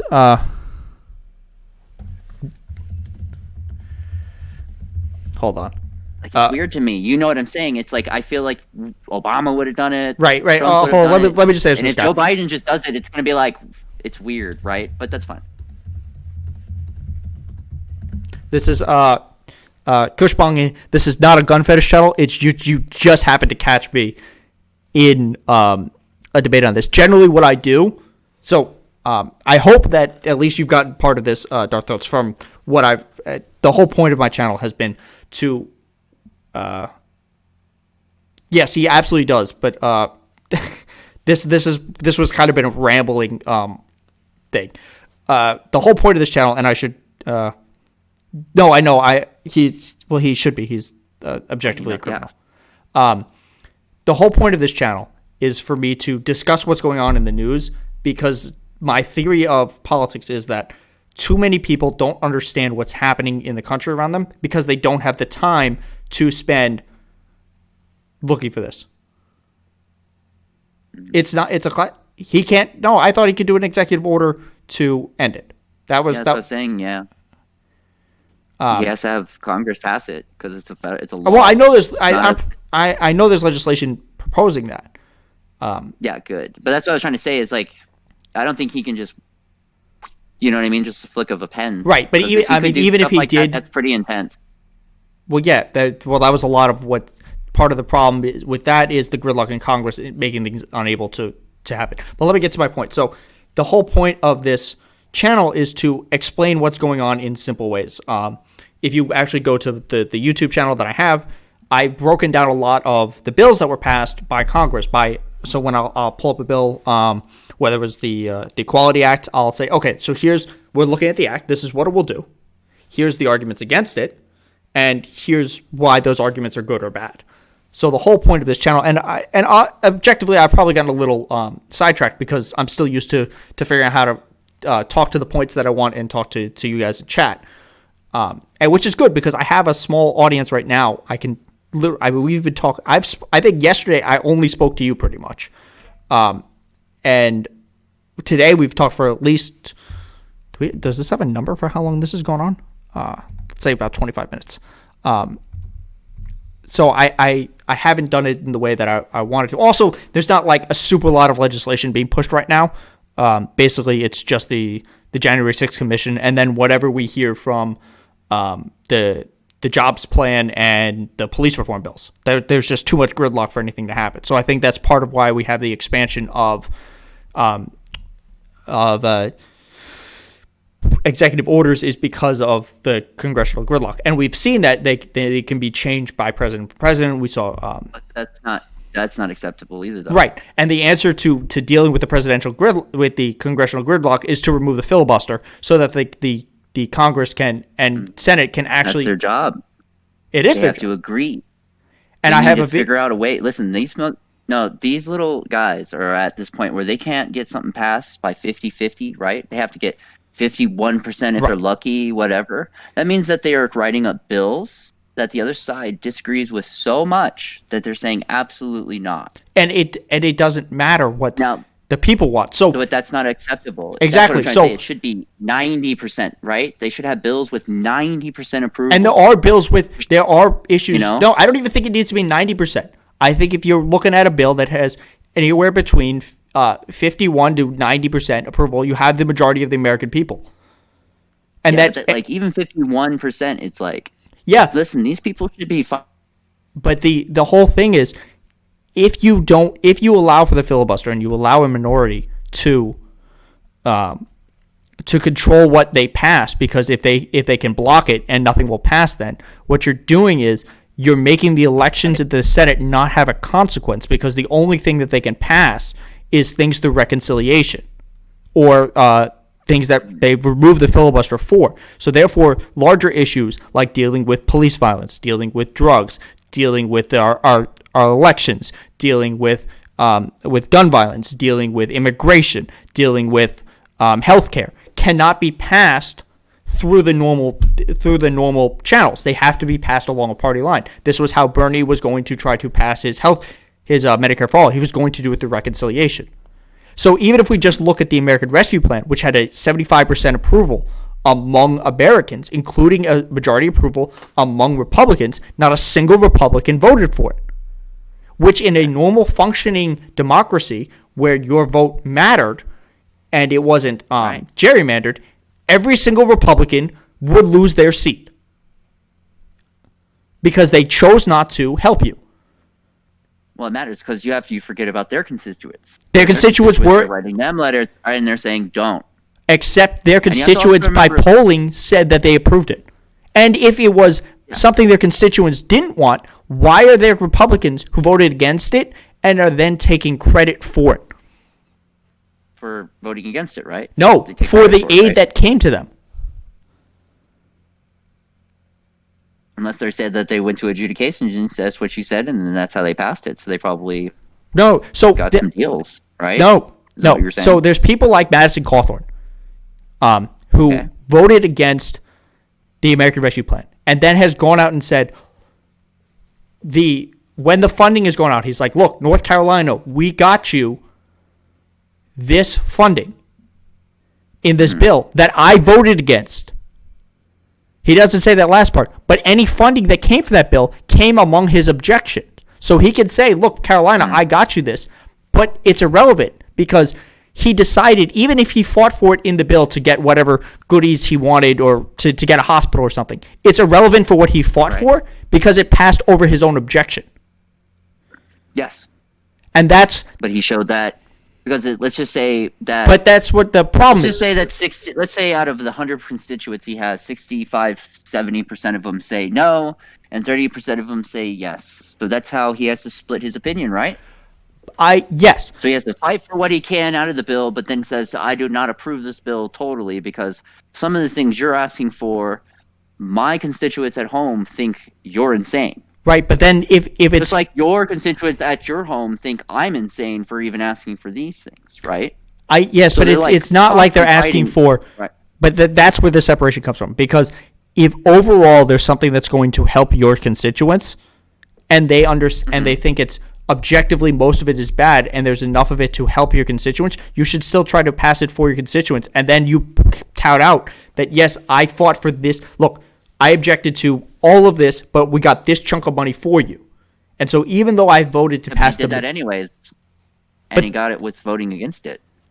Right, but that undercuts his message. Because you're saying No, but he still won.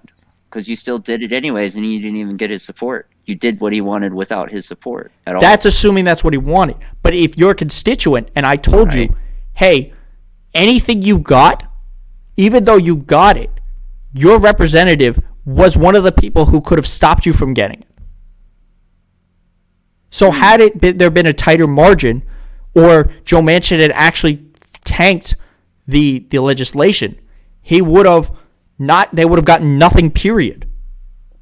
So if you're going to fight against the legislation, and that's going to help people, the checks, right, that went out. Not just the checks. It's and the unemployment because we have like 7. Don't we have like how? So I've talked about this a bunch. Everything Joe Manchin touched in the American Rescue Plan was made objectively worse. Yeah. And that's a problem. In your opinion, to him, he might think that he did everything right. And No. certain things. Less people got checks for less money because of the changes Joe Manchin wanted. Bro, we just printed out 60% of all currency. We can't keep doing this. Okay, so there's a point. Do you understand what I'm saying, man? Like, so that's there's a the point look. where our debt's gonna hit like what 40 trillion, 50. When does it hit when we finally go? Oh no, we might need to stop. So this has when does been. That happen? How long have I been streaming for?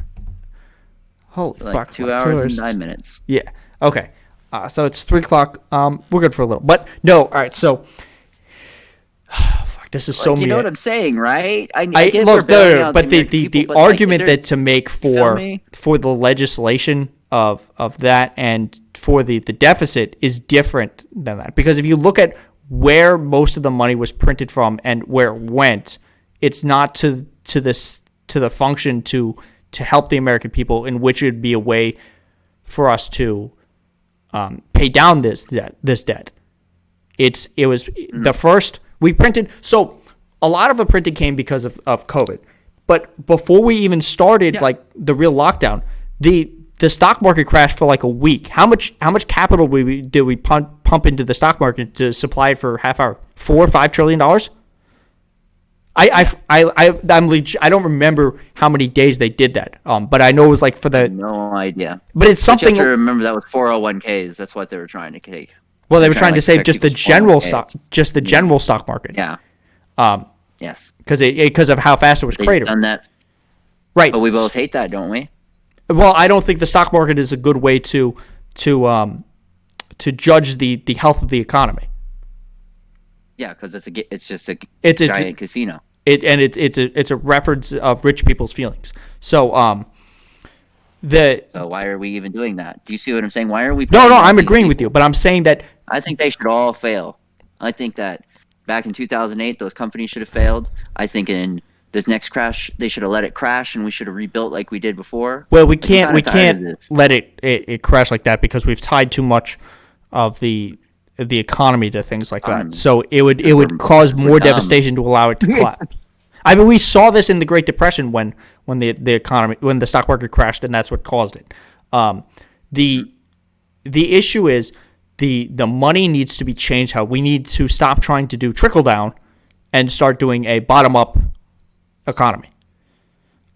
Because because the problem. All right, I love when people say the bottom up like a totem pole, right? Because the strongest portion is the bottom. This is the bottom. That's the bottom. And the thing is the real truth is like, yes, the bottom is like kind of the core, but like we're not built that way, man. Wait, what do you mean? You succeed and go to the top. Some people are born into it, granted, but Jeff Bezos wasn't born into wealth. Yeah, but but giving Jeff Bezos. You see what I'm saying? But giving Jeff Bezos and people like Jeff Bezos money, we have 50 years of evidence that trickle down doesn't work. I know, but that's up to us to stop giving him money. You don't. So where would you put the money? Amazon. That's do you have where Amazon. So the question is, do you have Amazon? You know what I mean? Do I have Amazon? I mean, I use it for. Do you have Amazon Prime? I use it to watch shows, but I have it as a part of a family account. Okay, that's fine. But I'm saying is I don't have Amazon because I don't want Jeff Bezos to make more money. Right. Like, I'm not saying I won't use Amazon, but I'm not going to use it. Right, but that's not what we're. Something once in a blue moon, you know. Right. No. Yeah. But that's not what we're talking about. So. Oh man, this got way. What we're talking about is hierarchy. It's okay. You're fine. This is how conversations. You have right. I know this. It's going to evolve. Do you see what I'm saying? Because conversations have to evolve into different pieces. Right? Well, technically, you could just argue about that. We've gotten so far off topic, but forever. You know what I mean? Right. Well, you could obviously have debates on specific things, but so here's the question. Ultimately, comes down to for the economy. When you're doing something and you're looking to stimulate a part of the economy, too often we try to give it to people at the top. And when we have too much evidence that the money does not trickle back down, when we have evidence that if you put money into the bottom, it goes out and it builds up. Who gives it to the top? When it should be going to small businesses, who gives it to the top? Well, the people in charge do. All those people in charge. Democrats, Republicans. It's generally Republicans. Do it, right? Would we say both? No, it's generally. Look, it's if you look at. Obama did it. What? Who did? Obama did it. Yes, with Biden. Yeah, no, that was bad. Who's in charge now again? Biden. It's right. It was bad when. But you read. But there's more into it. So what the problem with what Biden did was. He made 90% of the Bush tax cuts, which every time we're told there's going to be tax cuts to the wealthy, it's going to trickle down. It's objectively a lie every single time. He made too many of them permanent. Within reason matters. You don't know where those tax cuts. You don't know specifically every business's. Oh no. Like that's a very. Do you see what I'm saying? Like you don't know. No. Take tax cuts it's not that. every single business is going to just do stock buybacks. You know? But we know the ones who benefited from it most do. We have 50 years of data that most of the corporations do this. Because they're meant to, because their incentive is to make more money, not. It's yes, like, exactly. You see what I'm saying? No, I'm not. Like. All right, so I think a lot of what's happening is we're agreeing on most of these things. So we do agree, but it's how you get it done, and it's like when you start really crunching the balls of Jeff Bezos, you have to understand when they say shit rolls downhill, they mean like, all right, so we're going to crunch on Jeff Bezos, but all the small businesses that use Jeff Bezos's business model, right, in order to get their small business going, now you're putting the actual, where is he going to put his crunch on them? So they're going to pay more. So that's when they say shit rolls downhill. They're talking about that. When you screw Microsoft, now he's screwing all those businesses that use his computer software. So he's going to make them pay more because he's not going to take less. No. But there's also data to report. You know what I'm saying? There's also data. So I mean, this is also the argument. This is also the argument against raising the minimum wage. If the argument for McDonald's is, if you raise the minimum wage for McDonald's workers, then they're going to raise the rate of the burgers. But if you compare us to countries that have if you compare us to Denmark, which I think is the one, it's either Denmark or Finland, that has $22 an hour minimum wage, our burger already costs more than theirs. Can I be real with you? Yeah. The minimum wage is irrelevant. That should be where you start when you're like a teenager to 20. Right, but it's not where and it's okay to start that way and room up with somebody and get your life going, and then slowly build up. No one gets to start at 18 with everything besides those few silver spoon people. But you should, right? But you know what I mean? It's not irrelevant because it should be, because if your argument is, they should be able to start at that, it's not. It should be at least a living wage, which it currently isn't. Well, you have to understand if they're rooming up with their friend, it is a living wage. It depends. They can do enough to pay. They can split their costs, and they can have enough to start saving and get themselves going. And remember, you're starting at the bottom and working your way up. But there isn't that upward mobility, right? And it's harder to get that upward. There is if you work harder. No, if you because you work harder than your average bear, than the guy next to you, you will get further ahead. No, and if you and if you stay at McDonald's long enough, you go to a different job that gives you more money. You can do this. You can, but you know what I mean? You have to work. But if you don't have time because you're working multiple jobs at 40 hours a week, you can't do that. Yeah, my mom did it. That's what I'm trying to say. Right, but what you see what she kicks ass. You see what I'm saying? But what you're using is what you're using is individual samples to promote a larger. But it's not even individual. It's just that. But the statistics don't back minimum versus the guy who works twice as hard, who usually exceeds more? It depends on what your definition of twice as hard is. Is the person is the mother making barely ends meet on multiple jobs with a kid, not working harder than the person who was born with the silver spoon in their mouth, even though they have infinitely more money? So we'll move this up. Remember, we use them as an example of silver spoon. And remember, those silver spoon people get different education, right? And they get taught how to manage money and do things differently than we do. So what you're saying is it's also it's an education thing. Yes, absolutely. But then what you're also saying is if worrying about your finances, that's also implying that it's a moral failing. Because you're not using your finances responsibly. Kind of, because you can't force people to buy what they want to buy, right? So when we talk about my mom, right, we'll say my mom or anyone else. There's plenty of examples of people working 2 jobs and barely making it. I get it, and You still there? I think you cut out. Sorry about that. My headset's all jacked. But what I'm saying is when you have all those examples, right? Those people do work, and then they transition and get different jobs. Like sometimes you do have to do the crappy job, man. You have to do and I'm not arguing. I did a crap. I was a dishwasher. Do you know what I mean? And then I took that skill of work ethic, and I'm so happy the manager gave me that because I was a crappy dishwasher. I was crap. He paid me $5.25 an hour. I was worth $2 or $1.50. That's how bad I was. And I screwed up so many times, and I could have, if I didn't wash those dishes right and got somebody sick, that could have cost him even more money, right? And And this is what I'm trying to say is like, I had to learn that. You can't just go in there and go, you owe me $15 an hour. No, I don't.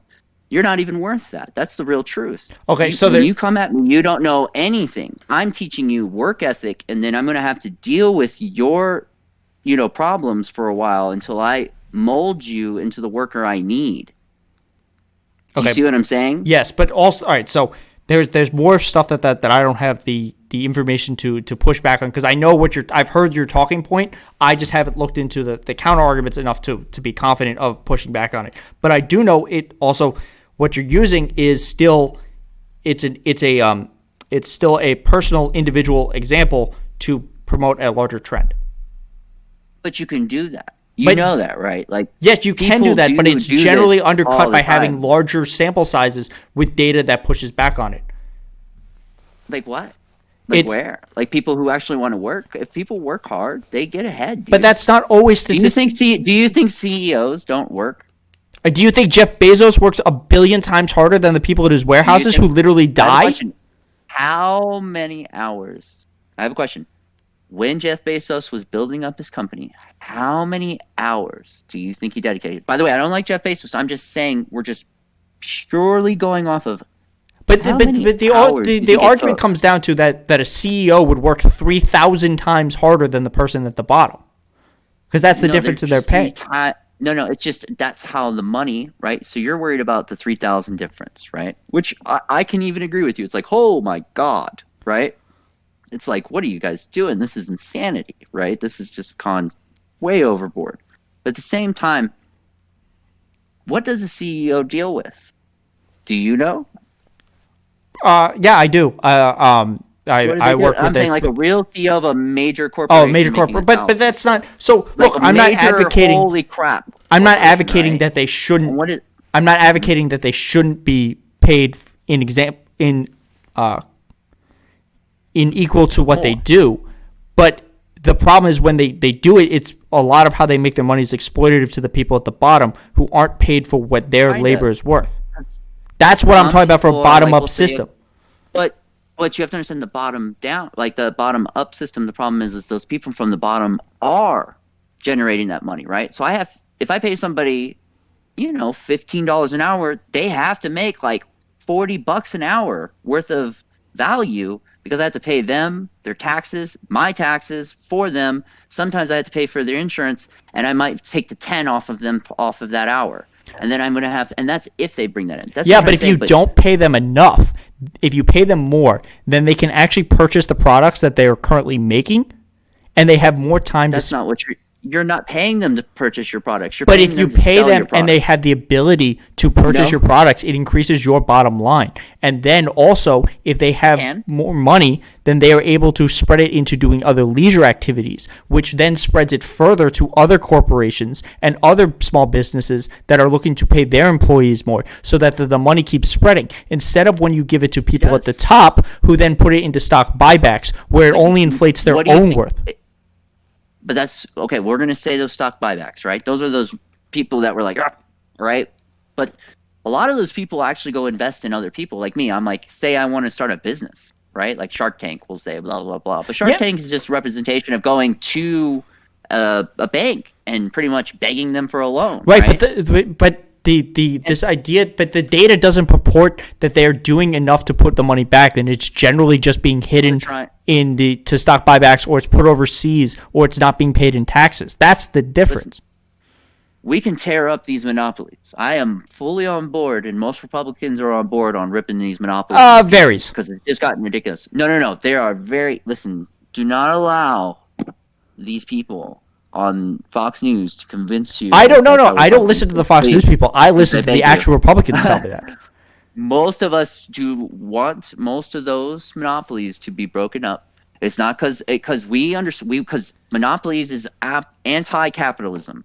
Okay, because that's not a monopoly is not fighting each other. A monopoly is capitalism working. No.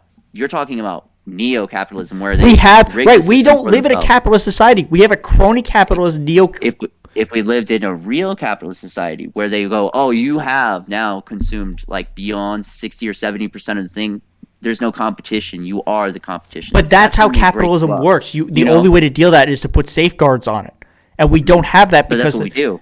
Not now. But No, we we did. have objective done it monopolies, once and the reason we before. don't have it anymore is because the corporations and the wealthy with their interest have captured the government through bribes, because we've legalized bribery. So in order to deal with that, we have to pass something like HR1, which would allow for the public financing of elections and for limiting dark money. And in order to ultimately do this, we need to overturn Citizens United. I don't even know. I have to look up Citizens United. Citizens United says that a corporation giving you money, an infinite amount of money, is speech. Oh yeah, that's ridiculous. And we have to end the use of dark money. Right? And Because like, how could a corporation supersede us? It's just an individual, right? So you know what I'm saying? This is like, why if they can give an infinite amount, right? I'm not saying I would, but like, say if I wanted to give Donald Trump $1 million, right? Because I believe in his campaign or whatever. I can't do that. That's illegal. No, you can if you set it up through a PAC. Corporate PAC. You know how fucked up that is and weird. Exactly. Like, it should just be all of us. We should be able to. That's what you're just, advocating that's why, for. Bernie got screwed. What you're You know what I mean? advocating That's for why is Donald Trump got screwed. Everyone's gotten screwed. No. What you just explained is why we need to move to a public financing of elections instead of a private financing of elections. Well, I think that you should make it so, because the real problem is the corporation portion, not that people can't flood the zone. Well, that's you see what I'm saying? Like, you should be able to flood the zone, right? We're advocating for the same thing. I'm just explaining it in more detail because I've actually looked into this. So what you're saying is, I was just saying, like, the Koch brothers, you might not like them, but they should be able to go right. The way they do that is through corporate PACs and through super PACs. And part of what we have to do is to eliminate dark money, so we know who's paying for what, and we put limits on what corporations can spend. That's what public financing of elections is. If I give you $15, the government then multiplies what I give you and gives that to that campaign. And the reason we do that is because people who are just starting don't have the money to compete with people who are already established, who already have massive donors. Because if I was starting to run today, and let's say I was just crowdsourcing off of Twitch and stuff, it wouldn't matter if I was running against, because I live in New York, if I was running against Chuck Schumer, the money he could raise would just obliterate what I could. And now let's say I was a phenomenal candidate and I was somebody like AOC who got outspent like 15-1 or whatever the number she got outspent was. Some of them will break through, but too often you can't get into the front door because you can't pay for it. So by moving to a public financing system, it would level the playing field for new ideas and new people to come into. And it would also lessen the ability of corporations to buy politicians. Potentially. Right. Yeah. That's what part I'm of asking, HR. is there a cap? Is there just caps on corporations? Is there caps on us? Or is it no cap? I would have to double. So I know it's all in. Well, corporations obviously need a cap because if it comes down to who's going to spend more, is the regular people or corporations technically do have caps. There's actually a cap on a corporation, how much they can donate to you. Mm-hmm. And there's currently caps. More than ours. What? It's much more. It's larger than an individual person's. Because they can obviously do more. But you can circumvent that with PACs and super PACs because then it's dark money, so it doesn't count how much money you do. So that's people, that's insanity. Right, obviously. And so one of the ways to change that would be to pass HR1. So part of if you look at before Super Tuesday, Bernie was obliterating everybody in fundraising. Why do you think I hate Joe Biden? I don't. Why do you think most people hate Joe Biden, man? I don't agree that Hillary Clinton stole it from Bernie Sanders, and then Hillary stole it from Bernie. Let's be honest. Bernie was pretty cool at first, right? He was a nationalist. That's what he was talking about. I think Bernie has always been talking about a little bit of socialism. But he was a nationalist. I don't know. And that's what he was talking about and portrayed himself as in 2016. I know. He was talking about making all the trade deals that we were getting screwed. We needed to help our people. How are we going to help us? We need to stop being in these foreign wars. We need to worry about what we're doing.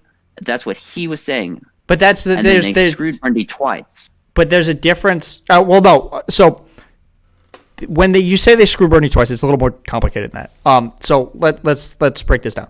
So this idea that he was a nationalist is not directly true. What a lot of Bernie is a social is a sock down. That's what he is. That's what he said he is. The policies that he pushed were kind of similar to some of the ones Donald Trump was pushing, because what Donald Trump was pushing was a fake populism. Bernie's an actual populist, and the reason Donald Trump was a fake populist is because we saw that the things that he legislated as when he was in charge was basically as a Republican instead of the populist that he ran on. So that's the difference there. And he actually ran it as, because nationalism is explicitly different than some of the policies Bernie was pushing for. So he objectively got cheated in the first time because the DNC put their thumb on the scale. The second time, and they did. Mm-hmm. But the DNC, when they got sued for it, what they argued in court is technically we're a private company and we don't owe the people a fair election, which is a separate problem in itself. The second time, that's why I'm saying, why would you vote that way, man? Did you just hear what they said to you? Yeah, because I believe that the only way to push the policies that I want is to push for the people that I want, and they're objectively not Republicans. Now, the second time what happened is Bernie did objectively worse in a lot of ways. Part of it was because people felt safer voting for Bernie because they were willing to try to push the boundaries more. The second time, we had seen what 4 years of Donald Trump's policies had done, so therefore we were able to. There was this fear of what would come next, so they were kind of pushed into this media bias of a safer option. And no, yes, you can't say all that now. You can say all that. I have a question. If there was no COVID, would we have Donald Trump as absolutely president right now? Donald Trump would have won if there was no COVID. If he hadn't, hands down, correct? Right. But I don't think he wouldn't have beaten Bernie. Destroyed. Come on now. Now, okay. Who must go? Let's Thank be you. real. Everyone who wanted a job had a job. I don't look. Donald Trump lost because he fucked up COVID on like every level. I wouldn't blame a virus. Huh? That's very intense, man. It like killed millions of people across the world. And we did. Can we kind of like chill on that a little bit? No. Like Texas just has a zero. What was it last month? They said they had zero COVID. Yeah, deaths. but hold on. Let me answer this and then I'll get back to you. Who must go? If you go back and look into the earlier in the VOD, so a climate lockdown is something that Fox News and Republicans are pushing because the COVID lockdowns are ending, or they've basically ended everywhere. So they need this new scare tactic, and what they're currently pushing is this idea of people who are going to, in order to enact a green climate and change the economy, they're going to lock you down because of, depending on which source you listen to, a various of ridiculous statements. But it's a fear-mongering tactics. And also, because you appear to be new, I'm going to drop the Discord link and then my other link. So give me 1 second. I'll get back to you, and we'll get back to that. We'll get back to that in a second. Actually, you know what? I'm just going to switch it to the regular screen so I can do things differently. Wow, this was Control V. That's the Discord link. So then you can get into these never-ending conversations that I'm in Darth Totes. You should also follow me on Twitter. I keep forgetting that it's fucking reversed. Twitter at Faces Ideas, or YouTube at Fresh Faces New Ideas, because that was the other thing we were discussing. But yeah, I love the climate lockdown. That's just like hysterical to me. And actually, I hope that gets clipped. If anyone who's followed me long enough to clip that and wants to send that to Rob Noor or one of the people pushing it, that'd be fun. Shit, I lost my train of thought. What were we discussing? Oh, COVID. Yeah, there were certain governments that did objectively worse because we know that because they had more deaths. And they all seem to have a similar thing in common. And it's not that they were males, which is somebody that I had a conversation with was arguing. It's that they are all authoritarian leaders. It was places like the U.S. It was Brazil. It was Russia. It was India. And the reason they did that is because of the authoritarian ideology. To be an authoritarian leader, you need to have a couple things. One is you need to have an opponent who is both unbelievably strong, that they're a massive threat to the people, but are also incredibly weak, that you are too strong to deal with them. And you also need to be able to have a massive issues that you're able to lie about. And the problem with COVID is you can lie and say there's no COVID. COVID isn't going to give a fuck. It's still going to just kill millions of people. So when you argue that this wasn't as bad as it could have been, or things like that, there's a reason that we did so much worse. And it is partly because we didn't have a federal government that truly tried to deal with this virus. And look, I truly believe this. If you swap Donald Trump with any person who was in the 2016 campaign, any of the Republicans or Hillary or Bernie, we would not have done this bad, with possibly the exception of Ben Carson. Dude, we got a vaccine. But no. Look, the vaccine 2 weeks though. After the election, think about that for a minute. Let's be. No, real. I'm not arguing the vaccine. They found out about it in December of 2019. No, we did it before the following December. We already have a vaccine. The vaccine is a medical miracle. Shoving it into people's arms. But the vaccine That's what I'm is trying to say. But you have to understand, he was a president during that time, so you can't say, well, his handling was garbage, but then a medical miracle happened while he was how much? there. All right, so that's where it comes down to. You can't do both. You right? can do both because you can. Saying, let's just say if that vaccine came out a week before the election, who won? I still don't think Trump wins. Because let's be real.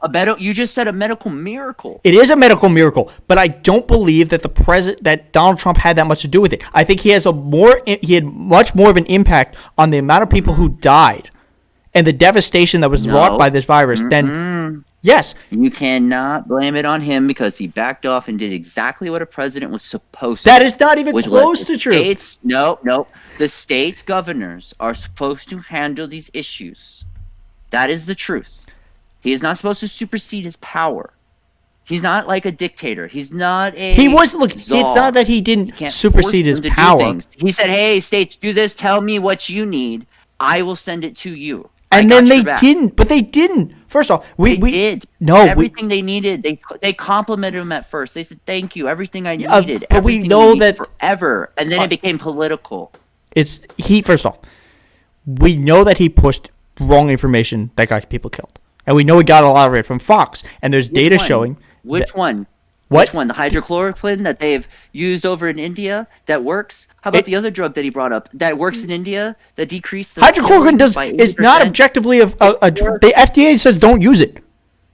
They say don't use it, right? But then they use it over in other countries and he doesn't know. That's why would they not use it here? Why would they? But dude, this is what I'm trying to say. He was using hydrochloroquine. Like he even told you he was. And people died from it. So how many people died from it? How many people? From hydrochloroquine. And let's just say even if he was wrong, we'll say because he even put his chips on because he did it himself. No, there's no proof that he did it himself. I'm not even going to tell you. He said he did, right? He did, but he said a lot of things. He said windmills cause cancer from sound. He didn't just because he said it. What did you say? Windmills cause cancer from sound? Yeah, do you not remember that? That's my favorite all-time Donald. Hold on, let me pull this up. This is my favorite all-time. I think he might have slipped up there, bro. Like we both know, you ain't gonna get no cancer from some sound unless there was like some crazy research study, and then we would be like, oh shit, you really can get cancer from sound. You know what I mean? But I don't see him just doing that on purpose. You know what I mean? Like, hold on. I'm gonna try to see if this is the exact clip. Hillary wanted to try to say the main issue is you're like, hey, it's a medical miracle during his presidency, and then you're like, well, if it was anybody else, it would have been better. It's like, no, he made because it we've happen, seen other. and we still don't even give him props. No, I do. Look, all right. So there's. I think you're maybe I didn't make this clear. He definitely deserves credit for Operation Warp Speed, and we had somebody was saying that too. He deserves credit for having to put it into all of this. However, the research he didn't. The things he did to the research was basically say, hey, you could do steps 3, 4, and 5 at the same time. So that allowed them to produce other things. However, that's only one part of it. One of the other ways that he could have impacted the country is by saying, look, everybody stay home for X amount of time. And while you are home, we, the federal government, will take care of you and we will take care of your businesses. And by doing We that, did that. No, we didn't. We did that exact thing. No, Yes. We all remember 15 days turned into a year. And why did Do you it turn remember? into a year? No, and then we locked down. We did. We locked But down. why we locked did down Arizona. We locked down a whole bunch of cities. But why multiple didn't? days, But for then months. why did it spread so badly? Because we did the. Because we didn't know. No, it's not just that we didn't know. It's because we did half measures. We didn't lock down because other countries that locked down did not have this You can't issue. violate rights, right? You can't There- violate. So look, I We hear have this a more lot. rights in those countries. You know what I mean? We can't. You literally can't. Look, because it's given to them by God. You're just a man.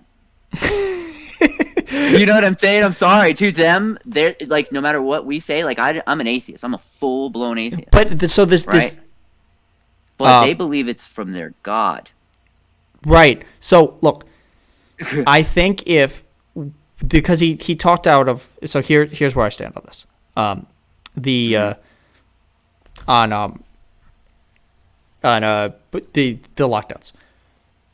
Other countries that did actual serious lockdowns and stimulated the people at home and their businesses did better than us objectively, both in death total and the economic crash. We did half measures. We had many protests against the lockdowns, and I don't truly believe. I think at a time of crisis versus They also had protests during George Floyd riots. Yeah, and all hold that on, stuff. but I'm not. You know what I mean? We have to add both sides. let me Just we can get ignoring to it that blatantly. You know. But go we ahead, can keep we going. can get to those in a second. But if we look at this idea that we didn't lock down hard enough, and we locked down for a year, we didn't have true lockdowns in a way that would have objectively stopped the spread of the virus. We had like half measures. Different states had different things. What we needed was a federal guideline to how they should have done it, which we did not get. But you can't. It's illegal. I'm not. No. It's literally a violation. Do you see what I'm saying? It's literally you would be violating rights. I'm not saying the And federal if those government people had say to no- mandate it. I said a federal government guideline for what the states should be able Yeah, to they do. had that though. But it wasn't. No, because different states wouldn't lock they came down, from the and CDC, I thought, and they're like the hey, CDC had guidelines, but the federal right. government wasn't backing them. They would argue with them on every level. Well, they have to. They don't have for to. your right. Why They would have to make sure that they're right? You have to make sure that the CDC is saying something correctly, because people rely on them. and which would but right? the things that we would, have to make sure you're right. Just like Fauci said, "Hey, don't wear masks. Do wear masks. Wear masks." Okay, don't so wear this masks." is- this one is and brought I'm up a attacking lot. Fauci, by the way, like he's God, right? We're saying that even the guy we pay $1 million a year to can't even get his story straight, right? Now, And it's okay, now let's be clear. Changing from where things are going, right? I so get it. There's two things with that. One, more data was revealed as this happened. So this actually goes back to the going, climate change clip that I had. Was where Laura Ingram showed the clip of I think it was Sajid Gupta was wiping down the food. I don't remember. I don't know if you remember doing that, but I remember doing that in April because that's what we thought because it lived on surfaces that was something we had to do. And then when more data came out that was not really an issue, we stopped doing it. Changed our opinion. Right. Right, So 'cause we were with learning Fauci, still, you know? there was two things to the Fauci thing. One, data changed because we weren't sure exactly how much asymptomatic spread there was. And two, and this is the problem that he ultimately had, but people are construing it as a lie, is he's saying we tried not to tell people to wear masks because we were worried about the N95 supply running out for the people who needed it. So they're always using the problem is they use that statement as a bludgeon to make sure that everything else he said was discredited. So that's where the problem is. And this also came back from But that's the president. what I'm saying is he could be wrong, right? Right. But And it he- was he wrong. could be, and it's I'm not wrong. arguing that's that okay. he- There's many, and we're learning as we go, right? Let's admit when December happened of 2019 and this thing started coming quick, No one knew what it was. Right. It just sprung up quick, and it just and it burned like wildfire, and it went across the whole world. And then at the end of the day, everyone's like, "Well, this is Trump's fault. Did it start in America? No, it started in China." That's not and I'm why. not attacking China. What I'm saying to you is it's the Wuhan virus, and it's okay. They messed up too. They could have messed up. It's okay. It's a fuck up. You know what I mean? We didn't know. It sucks that all these millions of people died, but guys. But that's the point. Those people didn't have to die. There's examples. But you can't say that. We can say that. We have the data and other countries as examples. We have other countries as examples. If we do a full lockdown, that's fine. But those other countries can instill lockdowns. They're not. We cannot. The countries that locked down objectively and effectively to kill the virus, the spread of the virus, we're back to normal months ago. And part of the way we're going to go back to normal, I don't know if I lost you. We're almost there, man. You're right. Fine. I mean, and part of that is because of. But we're already going back to normal. And the truly way to get and the best way for everyone to go back to normal is to get vaccinated. Yeah, and that's what people are doing. But but there's still people. You better get, and then they even got mad, and they're like, "Hey, you have to get vaccinated, right?" That's another issue. They're like, "You better get vaccinated, or you can't enjoy society. You have to wear a mask." That's another thing they don't understand is you can't tell people that. That's another issue. No, first off, the whole concept is they don't have the right to tell you. No, you're wrong. Who has the right to tell them? When people say when you say you can't enjoy society, first off, because you have to wear a mask on, and you're like, oh, I'm dying, and it's too much. It's too much to ask of me to put on a piece of cloth. You're a fucking baby. And I hope somebody else would change. You know that you have to wear 2 or 3 of them in order for it to be 89% effective. And that was for like 2 months. They thought that was. And it's not about babies. It's not about babies. It's about they don't want to. And it's not about babies. It's about their right. You have to understand what right do you have? So do you also their own life? No. You're asking someone to care about your life when they barely care about their own. Sometimes it's very strange. Okay, that's some first people off. Don't That's even care. Do you know what I'm saying? Some right, but all right, but there's other things to this. So you know what? It's okay. So first on this right thing, I don't understand what you mean by it's a right not to wear a mask because a lot of it is currently right now. Let me finish first. The places that are removing the mandates, there are still private businesses that are going to require you to wear a mask, and people are going to rage against that. And the reason that doesn't make sense is because a private business can advocate that you wear a shirt and shoes. Yeah. So why is a mask different? Because if you don't listen, this is the whole point. 2 years ago, you would think this whole mask thing is insane, wouldn't you? I still think it's insane. So why are we still doing it? No. Wait. What do you mean by insane? It's insanity. Why in the world is everyone wearing masks? Because the science says that they block the virus, and not even just the spread of this. It's by 17%. No, it's way more. Wear 2 of them. Then they tell us like 6 months later you got to wear a double mask when we find out it's higher percentage, and then they're like, actually, if you triple mask, it's 89%. No, stop. Okay, all right. Now I know triple masking. We all know that the talk barely works. Don't stop trying. It's just a comfort thing. No. Look, make us feel okay, like we're doing something. I'm sorry, but you're wrong. First off, I don't think that the triple masking was a thing that was actually advocated for by the CDC. I know it was a thing that Jim Jordan advocated for. I don't remember seeing the CDC say 3 masks. It's possible I missed it. However, we know that wearing them lowers the ability for people to spread COVID. We know this. We also know it lowers the ability for people to spread other diseases, which is part of why the flu was so low this year. That's fine. And look, but it doesn't mean that we have to be a mass society forever. But nobody is. But you see, that's a misunderstanding of this. That's what I'm saying. It's okay. Nobody is advocating for a mass society forever. Here you go. So I own my own. We'll say we own my own business, right? And we'll say I own a Circle K. I bought into Circle K, right? And there's a Circle K up the street owned by a different owner. Why can I just say at the beginning of all this, you don't have to wear a mask, I don't care. And then the other person says you do. And if people want to feel safe, they go to that one. And if they don't want to give a shit about the mask, they come to mine. Is that not the free market? It's like you just complete. No, but what we did, I apologize, not you, I apologize. What we did is that's not even an option. You all will wear a mask, or else. Or else happened what? Last year. They'll shut down your business, send the health inspector in, destroy and shut it down, take down. Wait. This sounds hyperbolic. Do you have? State, you're not allowed to. No. What I'm saying to you is, yes, they shut down gyms. Yeah. They made it so people couldn't start their. Because that was part of the lockdowns. Because they would. No. Who are you to? They cannot. This is what I was trying to say. You're pro lockdown, and I'm not at all. No. Because you don't have the right. They didn't have the right in the first place. So here's. They superseded let me themselves, ask you this. and we're cheering for it. Let me ask you this: if we had lockdown, but everyone was given whatever their wage was, and the government had supplied all the corporations and all the businesses with whatever required to make them whole through this, and no businesses shut down, and nobody lost any money on this, would you be against lockdowns? You don't get it. You just said, all right, we'll hand a whole bunch of people money, but the truck drivers still have to move the resources there. Right. You still have to get obviously, the frontline people still have to do the jobs to keep. Let's just say everything was the same for we locked down everyone.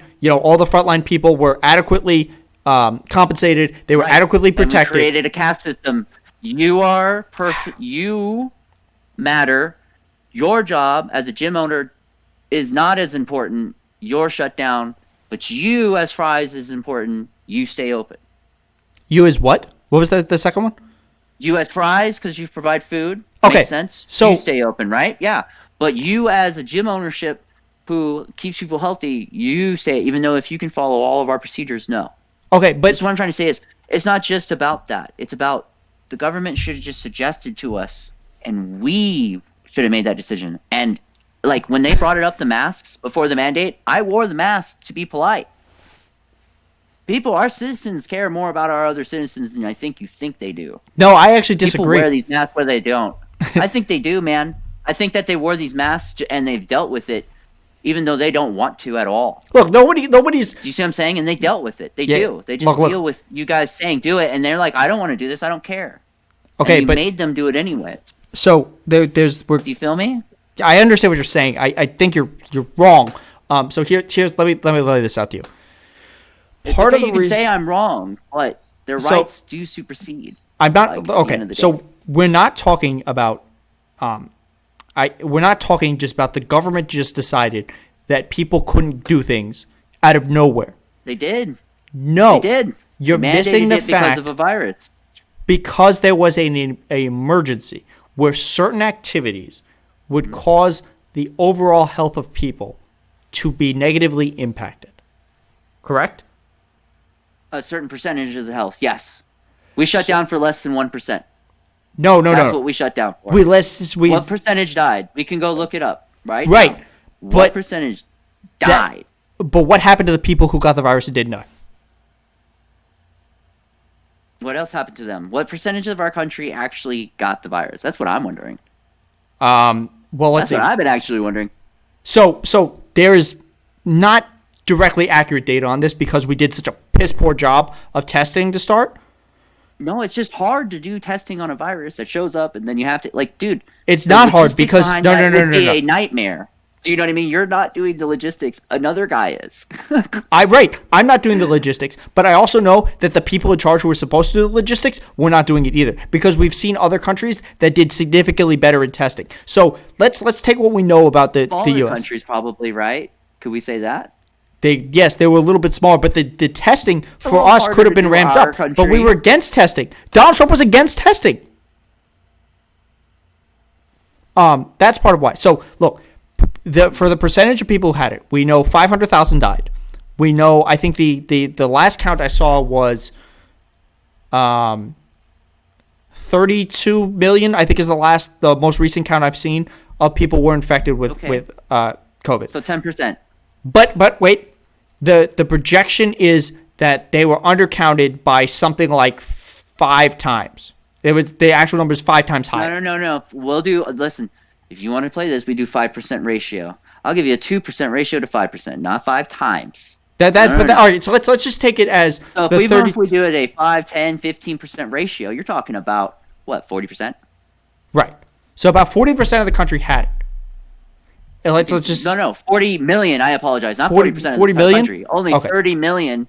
We'll say we'll give them an extra 10 or we'll give them up to 50 million, right? Okay, so Just 50 to million had it. make it easier. So if What is 50 that million number? had it, if we're just projecting that, 50 million had it, and 500,000 people died, that's not a 1% death Right? rate.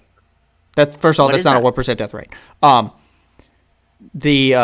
think it's lower, isn't it? It's possible. I'm pretty bad at math. No worries. I'm bad at math too. We're not mathematicians, so you and I are just people But talking. so then, in You order know what to I mean? hit, Like, it's just me and you are having a conversation. It might be political, but it's just you and me chatting. I right? hope. You know? No. Obviously, and I hope people are listening to this. I've been seeing the viewer count pop in and out, and we'll probably have more discussions in the future about things. But look, here's the thing on the lockdowns. People, you keep saying it's they're objecting to our rights. When there are certain times when the federal government, in order for the overall safety of the people in the country, has to supersede some of your rights. We've seen this in the past, and we're okay with some of these things in the past. I think it was in the Japanese internment camps. I remember seeing it. That's not I'm even trying the to one say I'm to talking you. about. I'm talking about the Patriot Act. What I'm saying, oh no, that is a straight up piece of shit.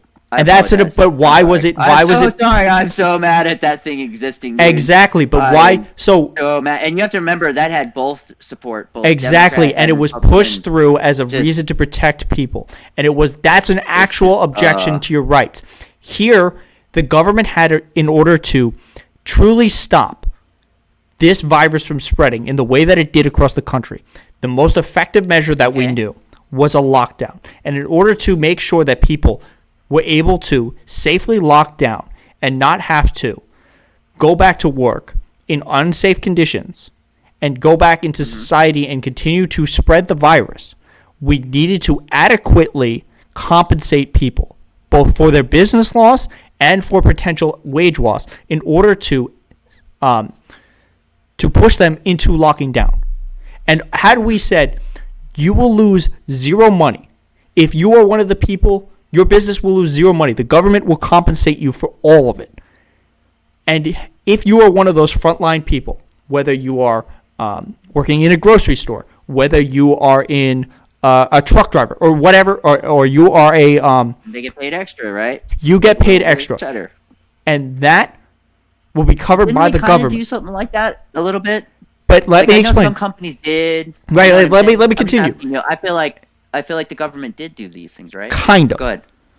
We did Close half to of it, those. you know? We both did not lock down hard enough because people were not adequately compensated to lockdown. So therefore, people lost their wages because we did not qualify them. We did not make them whole. Instead of locking them down to kill the spread. Because if we saw places spike because when they released restrictions. So if we had really Some places did, yes. Some places did. We know for where Kristi Noem, when she did the biker thing, there was a massive super spreader event. We know that there was things. You're talking up there, up north. Is that what you're talking about? Is that So one of the Carolinas, whichever one had the biker event. okay?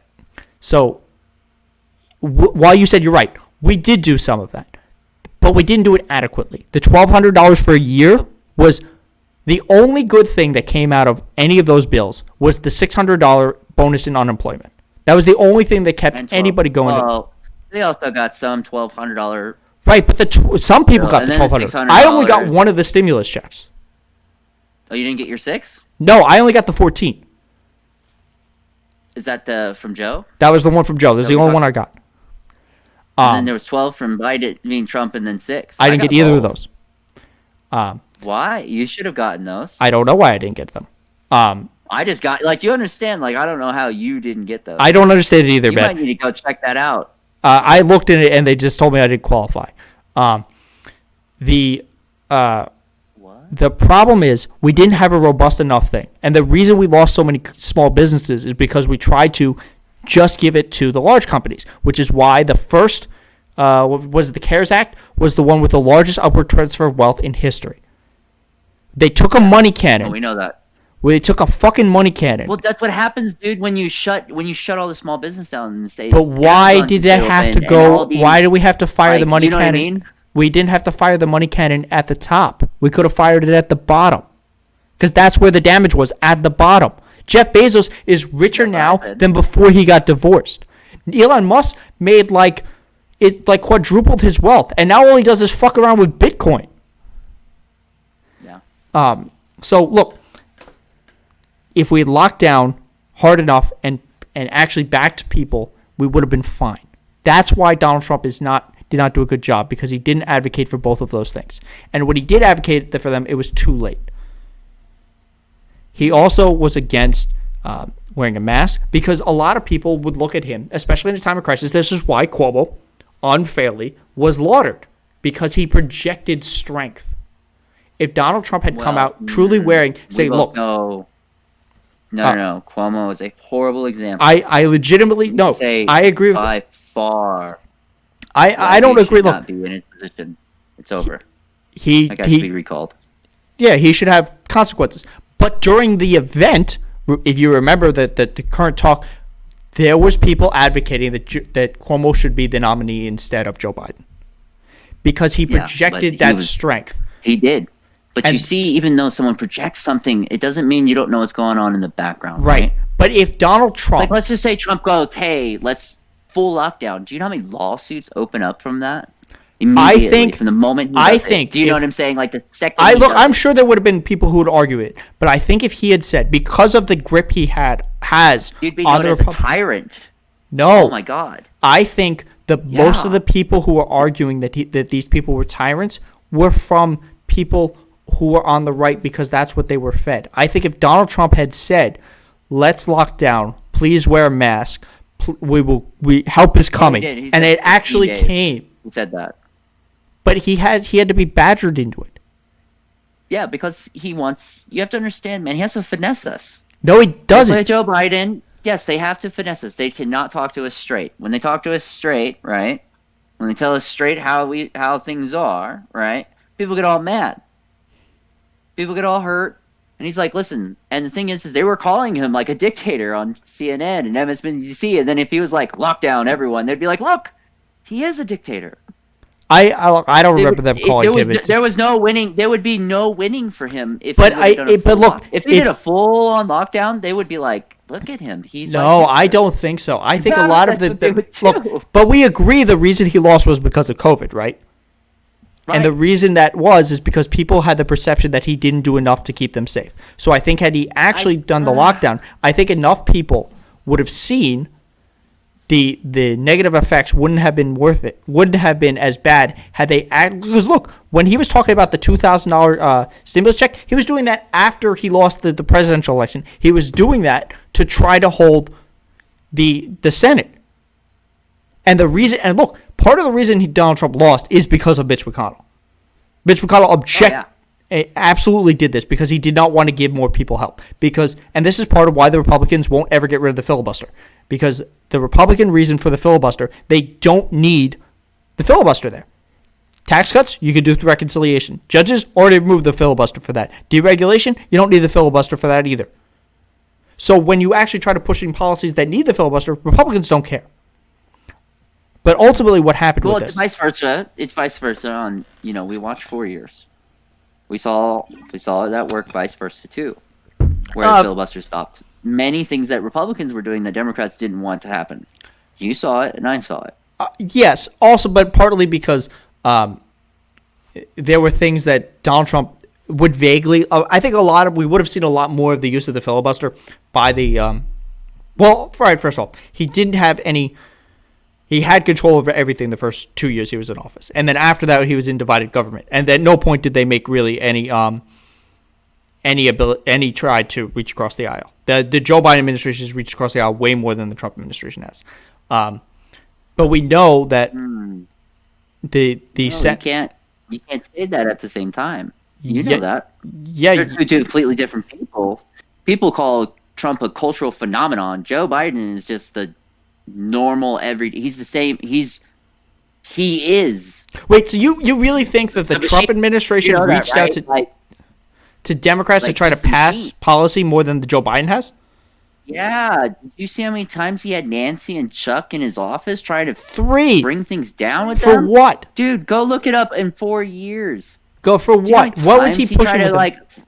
Remember, what was his big thing? He's like, I'm a builder. Let's get some infrastructure going. Yeah. They didn't get any infrastructure. Those guys blue balled each other so hard. That's because, did you look, their infrastructure bill hasn't changed from the Trump administration to their response to the Joe Biden one. Their current infrastructure bill is paid for by you and me, instead of the Joe Biden one that's paid for by the wealthy. It's not an effective way to build the infrastructure but it should be built with both of us. Like, that's the point. It's both of us doing this. That's another thing. It should be paid by the wealthy and us.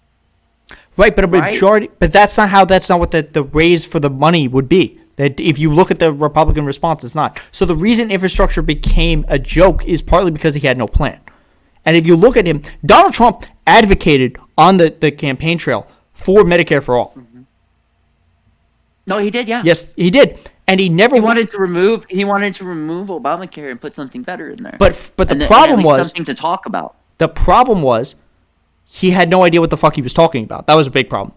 And two, he didn't understand what the bills that they were even pushing for. If you look back at what happened when they were doing the healthcare debates, they asked him, Donald Trump, do you know that there's a massive tax cut in this bill? Because there was. And he said, no, we're talking about healthcare. They're like, there's a massive tax cut in this bill. He's like, well, I don't know what you're talking about. And the reason that bill ultimately failed, which was through reconciliation, because there was not an actual solution. There was no real replacement for Obamacare. They were just going to let people dangle. There is no real replacement for Obamacare. The replacement for Obamacare is Medicare for all. It's the next step. Yeah. I semi agree. With that. But that's a different conversation. So look, we have been. Yeah, you're going on 3 hours, man. It's okay. We've been all over the place. Yeah, we've been. All right. So when I look through this, I'm gonna try to just snippet this part for. I'll try to do that later for the YouTube. Are you following me? I don't know who's left. Let's see who's still left in the chat. I keep seeing these people but they never say anything. So people come in and out. Yeah, I know that. I know that. Or they'll play stuff, or some people are just trying to listen to you, or there's some people are playing video games and. Yeah, I know. Look. So this was good. You're a lot better than most of the lefties, like real lefties, because you're not a leftist. If you think you are, you're not. I'm a. Well, it depends on who you're referring to. You're so far from it. Who are you considering? You know what I mean? Who are you considering a lefty? Antifa would be a lefty. Black Lives Matter hardcore, meaning like you are okay when they burn down buildings. That would be a lefty. Okay, so I can see the more nuance of that, and Antifa is not really a thing. There's more nuance to that as well. Is. So who are you referring to? Like actual streamers when you say lefties? You want to know why I know Antifa is a thing? Because I watched them. I watched them every night for like 4 or 5 months. Were you in Portland? In Portland and Seattle, and them talking about themselves. No, I watched them. You can watch them live, and you can see them. They record themselves. They're proud of what they do. Okay, we'll have the Antifa talk another time. But who? I'm just curious. But I don't think you. Go ahead. Who do you like? When you refer to me as like not like a real lefty? Who are the? No, are you talking like about a centrist Democrat? I'm not. I'm certainly not a centrist. I feel like you would be closer to a bulldog. I'm closer to Bernie than I am to Joe Manchin. Maybe. No, I am. Those are my policy beliefs are closer to Bernie than Joe Manchin. But do you have look, I know I'm not the Vosh and Hassan are farther left of me. I think. Oh, thank God. I actually have Vosh is too far, man. You know, you got to stay in the middle. I'm not in the middle. I'm in the middle on the global spectrum, but on the U.S. spectrum, I'm on the left. No, Vosh is a big reason why I started doing this because I really like what he says. But yeah, I haven't listened to like a huge amount of streamers on Twitch. So if you have people who you know or you've watched that you think I'm not I'm further to the middle of the as a lefty, I'd be interested in talking to them. So we could do that another time. Anyway, I think I'm gonna call it here. We'll be back tomorrow. Thank you for having me on. Thanks, bro. Do you have any shout outs for anything that you want to do? No, dude, I'm just a normal guy. All right. You did a great job. You're doing a great job. Keep kicking ass. It's okay, man. We can have these discussions. In whoa. But you have to remember, what I'm going to say is my last piece for you, for real, is that the reason why I say the center is where it is because that's where we can talk. Because when you go to the left and you go too far right, we go too far to the left, right, you can't meet back here in the middle where we can actually discuss. Because the things that you think about on the far right and the far left are so different. Do you see what I'm saying? There's no I do understand. So I think there's difference. So I could objectively have a conversation with like a Nazi. Whether or not they would agree with me is not true. Is different. But we could have a conversation. The difference is how civil are you going to be? I think that's what I think you're conflating civility with moderation. Oh, okay. But yeah, I'll let you go. Sorry about that. You have a good one, man. Hey, you too. Thanks. So I'll see you probably tomorrow. We'll be on around the same time. Oh yeah, peace out, dude. All right, see you. All right, let me just figure out how to turn this off. Oh shit! Did not mean to do that. Fuck. Got it. Exit quietly. All right, good. Appears to be gone. All right, so. That was way longer than I thought it was. I hope anyone who's still left enjoyed it. So please, the Discord link is in the chat. You want to come in and then have long rambling conversations about everything. Holy fuck. Yeah, otherwise you can follow me at Fresh Faces New Ideas on YouTube or Faces Ideas on Twitter. And hey man, this was good. I have no idea what we'll do tomorrow. Probably the two police cases and then Bill Gates and then whatever stun locking crazy shit happens here. But hey, thanks for joining and I'll